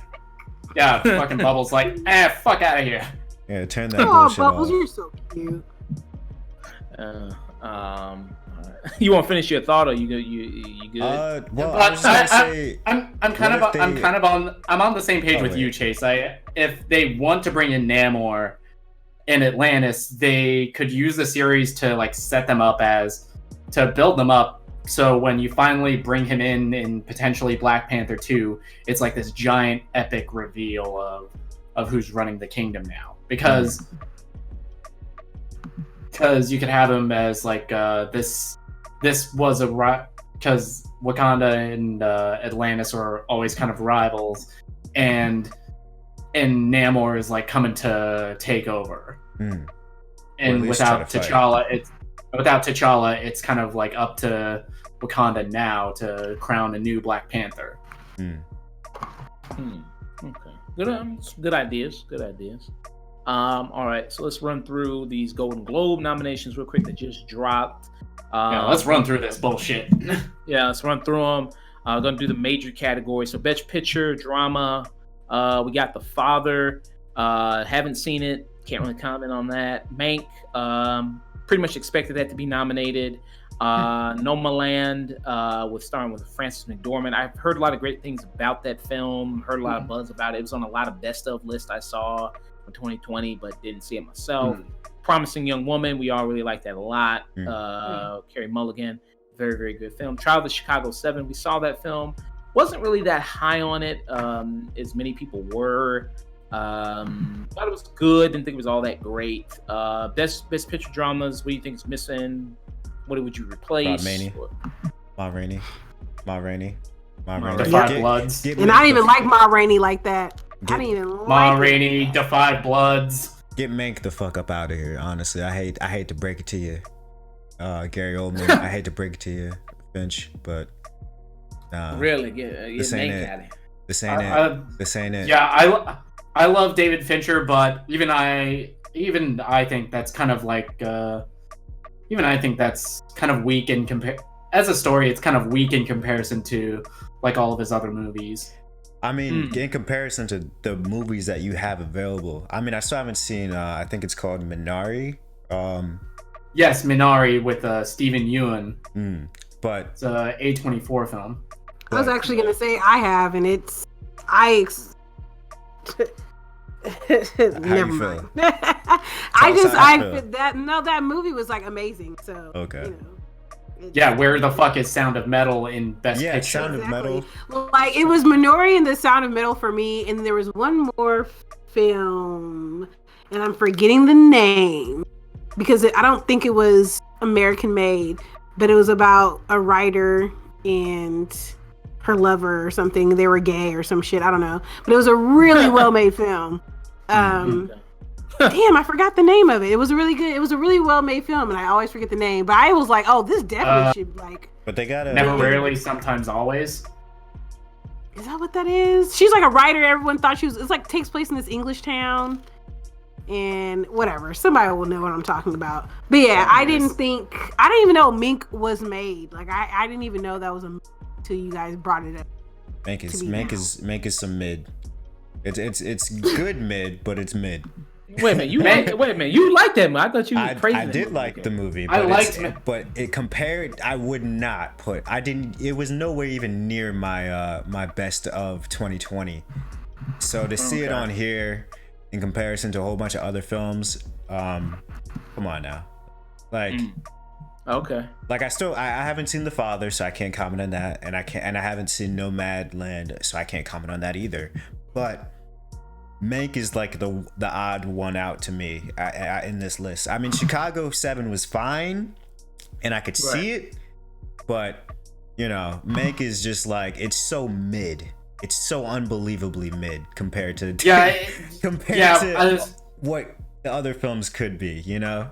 that could have gone as much as I loved and I loved Mank. I like that movie, and that's not really the film I have an issue with being on here. I can't speak for Nomadland and The Father, but you also had Da 5 Bloods and fucking Ma Rainey's Black Bottom, and why are they not getting a fucking recognition? Where the fuck is Delroy Lindo's Best Actor nomination? You bunch of fuckheads. And I mean, I know Spike intentionally sometimes doesn't do these campaigns, which is a large reason why a lot of these movies get nominated is because of campaigning. That's why Ryan Murphy cleans house at the fucking. Sorry, I just remembered. Sorry, Summerland. Sorry, you guys. Summerland was the film. Thank you. Sorry. Okay. Oh, okay. Thank you. I gotta check that out. Sorry. But if you get a chance to watch Summerland, that definitely is Oscar. It's a really good film. But again, it's a lesbian love story, so clearly that's not gonna win anything. Okay. All right, so let's talk about Best Picture here. Musical, comedy. So you got Borat, Hamilton, music, Palm Springs, The Prom. Got a lot of good contenders here. Didn't see The Prom. I hated that movie, actually. The prom was ass. That movie fucking sucks. Okay. Okay, didn't see it. It doesn't help that it has my arch nemesis James Corden on there. Playing a caricature of a fucking flamboyant gay man, which, how the fuck is that Golden Globe nominated for Best Actor? Fuck right off, Golden Globes. I think this should be a easy win for Palm Springs, but I really wouldn't be surprised if they gave it to Hamilton. Or for me, it's a toss up between Palm Springs, Borat, and Hamilton. Yeah, I think it's Hamilton, Borat, or two. I think it's gonna pretty much be Hamilton if I had to bet money on it. Music so this is the film Sia. I know Sia was in a controversy because there was something with like she belittled like an autistic community or something. Like somebody suggested maybe she should. Yeah. So it's a non-autistic person playing someone with autism. So why just not hire an actor with autism? Yeah, I'm pretty sure they exist. And then she said, like, have you ever seen them act, or they're terrible actors or something like that? She said something kind of messed up about it. That's fucked. But I think it got horrible reviews, to my knowledge. I think it got bad reviews, to my knowledge about it. But I haven't seen that movie, so I can't comment on it too much. So I can't say anything about it. 29% on Rotten Tomatoes with music. Okay. Let's see. We got Best Actress, Motion Picture Drama. Got Viola Davis, Ma Rainey's Black Bottom. Okay. Of course. Andre. Fucking better have. Audrey Day for United States versus Billie Holiday. Didn't see it. I don't think has that come out yet? Or, well, I mean for festivals it's come out, but I don't think it's come out like for like in theaters. Yeah, I didn't even know that film. I was like, what? Yeah, that's a new one to me. Vanessa Kirby, Pieces of a Woman. I've heard great things about that film. That movie's amazing, and she absolutely deserves any praise she is getting. Okay. Frances McDormand, Nomadland, and Carey Mulligan, Promising Young Woman. From the movies I've seen, I think it's between Carey Mulligan and Viola Davis. Yeah. It's between. Well, I'd say Vanessa Kirby is the favorite to win really? that. Is that what the buzz on the street? Yeah, because Kirby, she won the Palme d'Or at Cannes for Best Actress. She won some some major film festival award for Pieces of a Woman. Okay. Jena, I don't know. I'm going to go with Billie Holiday, actually, because I just looked this up, and the content of the film and the way she looks, we haven't seen it, which is, it would be an upset for us, but probably by the time we see it, we'll be like, it was well deserved, because the way this is looking, and of course, it's Lee Daniels. Like, yeah, I don't know, bro. And she's new, and she's fresh. Her face is fresh. She's new. So they probably be like, well, let's give it to the new girl, so you guys can't say shit about us. Yeah, they got to get their. I mean, I don't think she's ethnically ambiguous, but they got to get their, you know, she's pretty light. Their person of color We gave the award to this person. We're not racist. Yeah. So do you all like the nominations? Do you think all those are solid nominations? I mean, Zendaya. I mean, I can't really say because I haven't seen Nomadland or United States versus Billie Holiday, but the other three, those are well deserved. This is, at least with the drama category, I have no problem with any of the nominations here. At least as far as the movies I've seen. Okay. All right. I think Viola Davis is, like, I don't know. I'm one of the minority folks of Ma Rainey's, but that's probably because I was in the play. I did all of August Wilson plays in college, and so it's just a whole different feel on the stage, and I don't think the film... You have a different perspective on it. Yeah, I don't think the film... Like, Viola Davis was amazing, but I don't think Viola Davis was giving us Oscar. You know what I mean? No shade. But Viola Davis is giving us Oscar. Honestly, I say Viola Davis is giving Oscar on her worst day. Yeah. Right. I mean, well, that's what I mean. She can sleepwalk into an Oscar now. Right. She can do any role because she's so she is on that level of a Meryl Streep for me. She can sleepwalk and still get an Oscar. I mean, but that's the thing. It's like I have to judge her against her own body of work since she is in a league of her own, just like Meryl Streep. And to me, this wasn't her strongest performance, and it definitely wasn't Fences. You know what I mean? So for me, it was, I actually, even though I haven't seen it, I would actually put my money on. I want Billie Holiday to win. Something about that film is giving me. Once we see it, we're gonna be like, damn. We probably should have gave it to her because she is up and coming. This film looks really good and it's talking about a subject matter that I'm glad is getting a lot more attention, which is about the United States literally targeting Black musicians and artists. So for me, I feel like that just holds a lot more weight, especially because that film needs to be seen versus Ma Rainey's Black Bottom, where it's like you can go to any community college theater and go see that. Like, no shade, but like for real. And it's a great. I love August Wilson. He's literally the reason why I make films. But like for me, it's just Viola Davis was just doing Viola Davis. I don't think she really thought this was gonna get her an Oscar. You get what I'm saying? Like she was doing what she does best, which is amazing acting. But I don't think she went into this being like, oh, I'm about to, she wasn't giving us the snot. When she starts giving you that snot, and then I'm like, oh, she going for an Oscar with that. She's snot, in that boy. bag now. Yeah, she. Lips start bubbling up. It's like, girl.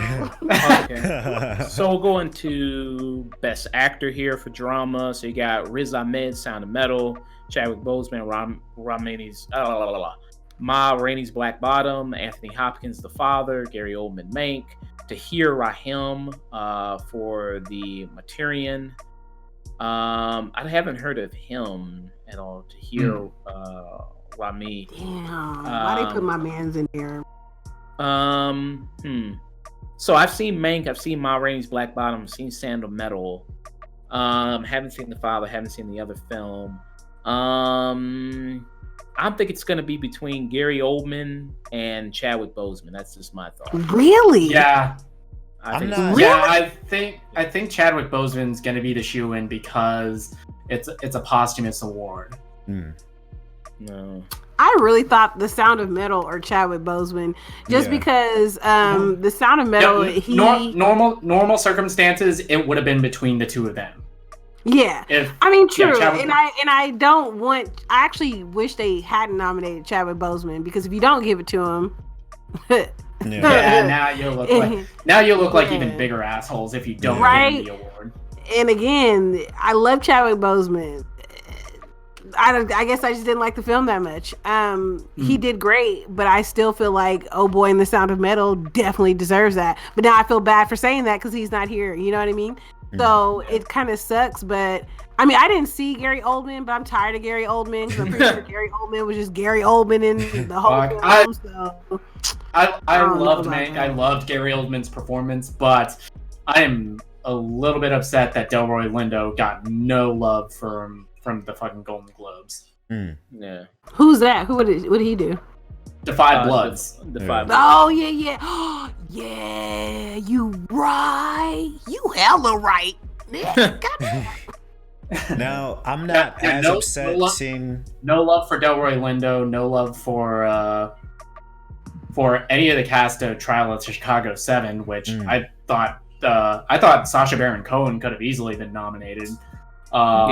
He could have been a good nomination, yeah.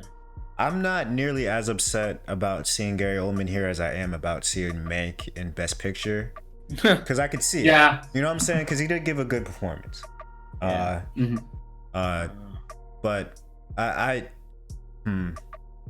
it's between Riz Ahmed and Chadwick for me in terms of just like, because they really knocked it out the park. Those films. They both really transformed into their characters. They both knocked it out of the park. They every time.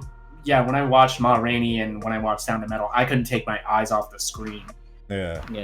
Because when I say kind of who is between, I'm mostly thinking like who the Golden Globes mostly do it between. You know, that's kind of what I do. Who I would kind of want it to be between. I'd want it to be between Chadwick Boseman and Riz Ahmed. Because like Jenna said, I think Gary Oldman. I mean, come on. I mean, it's Gary Oldman, good performance, but I think there were other better performances. Yeah, Gary Oldman can sleepwalk. Just like Meryl Streep could sleepwalk into an Oscar. And I mean, same with Anthony Hopkins too. I feel like, you know, we haven't seen the film, but like, you know, he's here because I mean, even without seeing the film, you could still see him winning just because it's him. You know what I'm saying? So even something like with The Two Popes, which got a whole lot of Oscar buzz the year it came out. I watched it. I wasn't. Oh, okay. This is just Anthony Hopkins doing Anthony Hopkins. Okay. It's one of them situations where I wouldn't be surprised if one of the two old white men won. I'm pissed that besides Delroy Lindo, I'm pissed there's no love for Matt Mikkelsen for another round for Best Actor. Yeah, I heard a lot about that film. That movie is amazing, and he is incredible in it. He's giving... It's hard to say performance of his career because he's so great in everything he's in. But yeah, that performance stands out, especially for me. Okay, so Best Actress, Musical Comedy, you got Maria Bakalova for Borat, you got Kate Hudson Music, you got Michelle Pfeiffer for French Exit, you got Rosamund Pike for I Care a Lot, and Anna Taylor-Joy for Emma. I've only seen two of these movies. I've only seen Borat 2 and I've only seen Emma. Anna Taylor-Joy. I find period piece comedies kind of dry. I thought Anna Taylor-Joy was decent, but I kind of find those type of films very dry. I think for me, I think Maria Bakalova was absolutely hilarious in Borat 2. Yeah, she was the breakout star of 2020 just on that performance alone. But where the fuck is Kristen Milioti for Palm Springs in here? Yeah. Yeah, very, very good point. Yeah, but I haven't seen the other ones. I haven't seen I Care a Lot. I haven't seen French Exit. I haven't seen you. Shit, you could have fucking given Aya Cash a nomination for Scare Me. But that's a smaller indie movie. I understand. There's probably not going to be a lot of campaign behind that. Yeah, that's true. That's true. What? Josh Rubin spent most of his money just making the film, so. Yeah. I remember watching an interview where he said that. Sorry, yeah. Wow. I just found out I May Destroy You got no whatsoever, and it's just like at this point, whatever. Yeah, that got nothing. Yeah, I just watched the first episode of it, and it's amazing. And fucking Emily in Paris got nominated. What? And Emily in Paris and Ratchet got nominated. Wait, Ratchet? I May Destroy You did. Fuck. Fuck right off. Wait, why is Ratchet here? Because Ryan Murphy is sucking and stroking pretty much the entire Hollywood Foreign Press Association. Probably. Yeah, that show was not that good. That show was trash. Ratchet was trash. It wasn't as bad as I wouldn't say it was trash, but it definitely was one of those things where, you're building off of the legacy of the film, which is One Flies Over a Cuckoo Nest, which I also believe book. And so nobody remembers that. You know, only people remember is Jack Nicholson. it. So to make a whole series off of this, and then kind of have that American Horror Story too, it's like we've already seen this. And the only thing that's making that have any connection to Nurse Ratched is the title. That's exactly. Okay, so it doesn't even properly explain how she became who we know. Well, they're gonna do multiple seasons of the show. Like with any fucking Ryan Murphy thing in the last 10 years, it's just when nothing's happening, make two people fuck. Yeah. Okay, so best actor, musical comedy. So you got Sacha Baron Cohen, James Corden, Lin-Manuel Miranda, Dev Patel, Andy Samberg. I've never heard of Dev Patel. The Personal History of David Copperfield. Haven't heard of that. I like that movie. He's giving good performance, but the real fucking one of these things is not like the other. One of these things doesn't fucking belong. Fuck off, James Corden. Yeah. Oh my god. Even his picture here looks just. He is a fucking flamboyant stereotype of a gay Broadway actor, and he is terrible at it. Fuck off, James Corden. I hate that fucker. Okay. Okay. But I mean, solid list of people. Especially because you had Andrew Rannells in the same fucking cast. Why didn't you give him the goddamn nomination? He actually has talent as an actor. Okay. Sorry, I gotta stop before I start fucking yelling. Getting heated. It's a good thing we never reviewed The Prom. Yeah. Best supporting actress, motion picture you got. So Glenn Close. Who do we think is going to win that category? Oh, sorry. I think it's between Lin-Manuel Miranda and Sacha Baron Cohen. Between those two. Yeah, it's between the two of them easily. Okay. It's between the as two. Much as I loved sleeping on Andy. As much as I loved his performance, it was kind of just like a darker take on Jake Peralta. I felt like. Yeah, that's true. He's playing the character really well, but it's also not that big of a stretch for Andy Samberg. Yeah. I mean, he was good in it. I thought he was very funny in it. But I think it's between the Lin-Manuel Miranda and then Sacha Baron Cohen. It's really between those. Yeah, the standout of that movie was Kristen Milioti, which again, why the fuck didn't she get nominated? But moving on.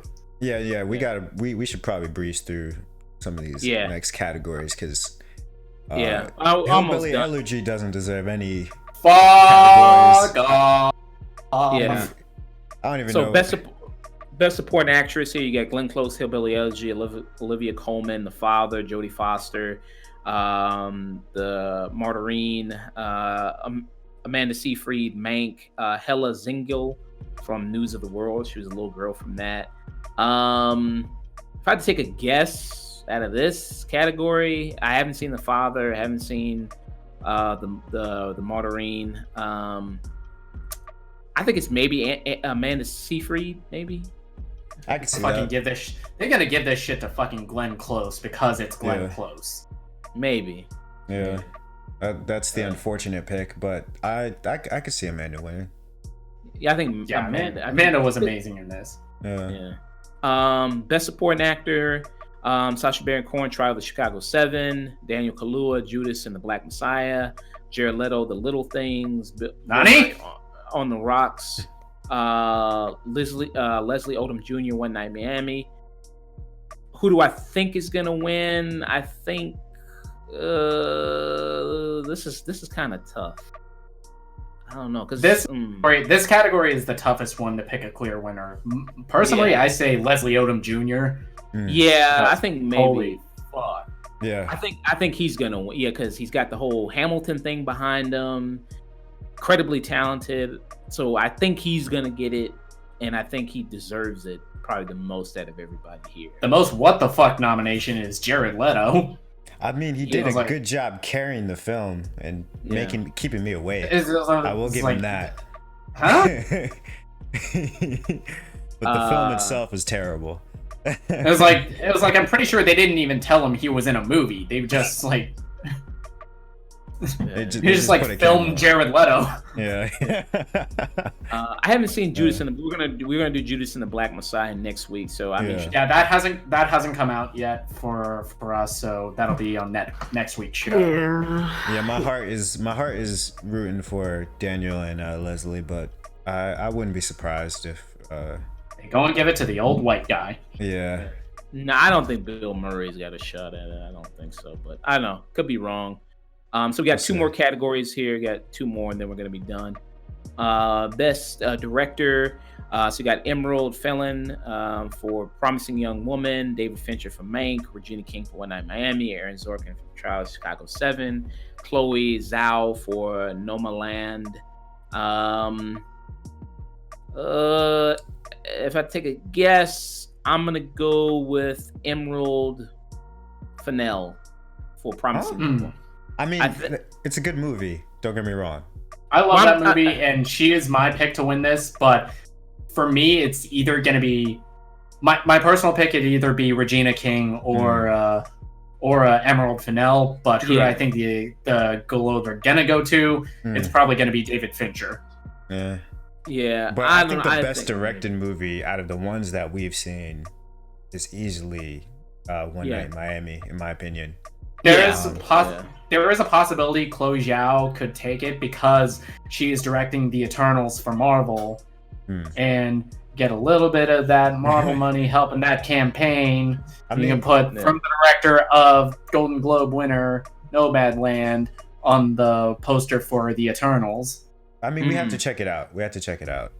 Yeah, but you have to see it. Yeah, but between the four that we have seen, I feel like this should be Regina King's. I'm with you there. Yeah, it should be Regina King's. And then the final nomination we're going to cover best screenplay here.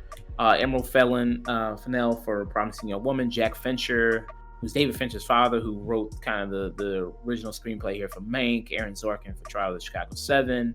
You got Christopher Hampton, Flora Zeller for the father, and Chloe Zhao for Nomadland. I think that this one they're going to give to Mank. I think they're going to give it to Jack Fincher.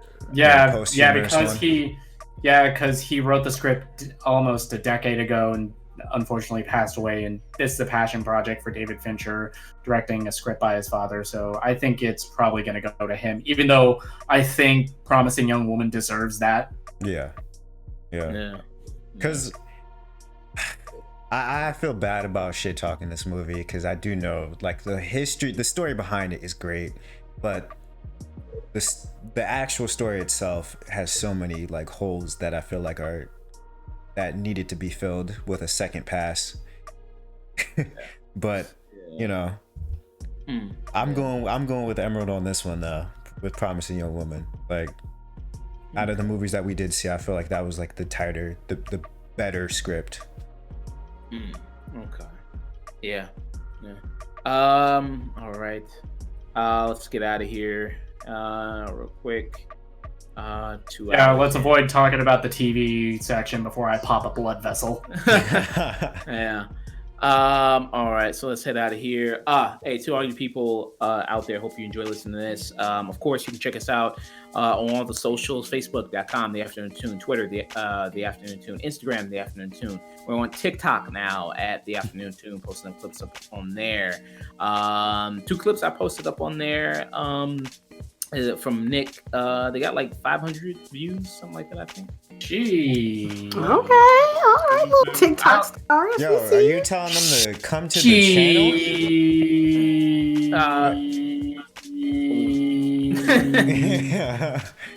Are you directing them to the channel? I mean, yeah, it has it in because I have the information in like the bio, everything like that.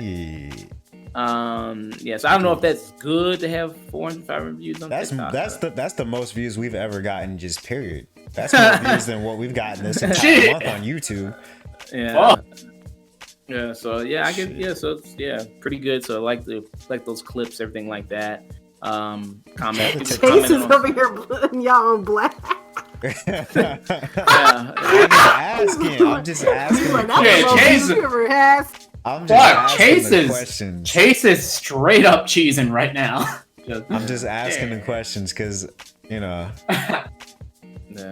Yeah, but yeah, I mean, yeah. So I mean, so it's good. They're posting those clips up on there, so that's good. So if people want to check us out, yeah, we're on TikTok now. It was pretty nice.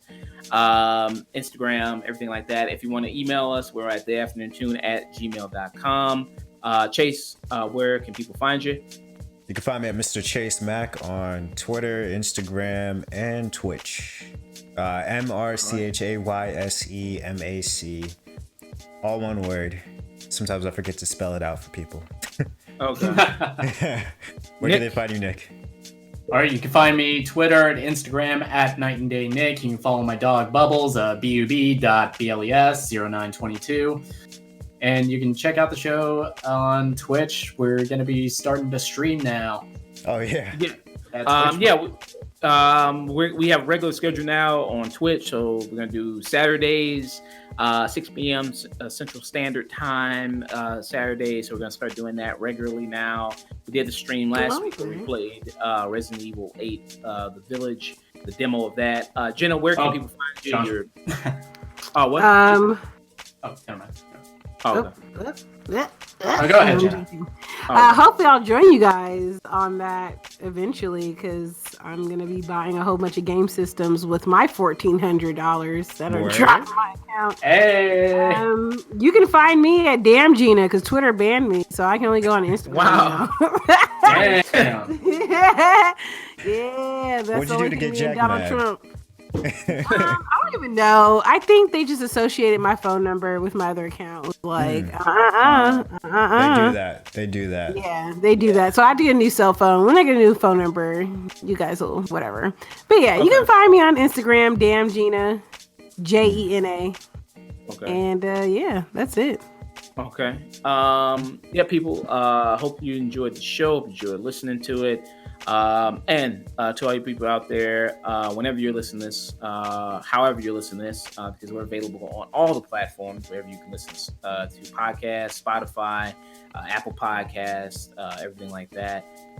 And of course, always YouTube and do all that good YouTube stuff that boosts people, likes, comments, subscribe. You already know the deal, all that good stuff. Hey, to all you good people out there, don't forget to always stay tuned. We were so out of sync, but that's God damn it. Damn. Stay tuned. So I feel like it'll be a good one.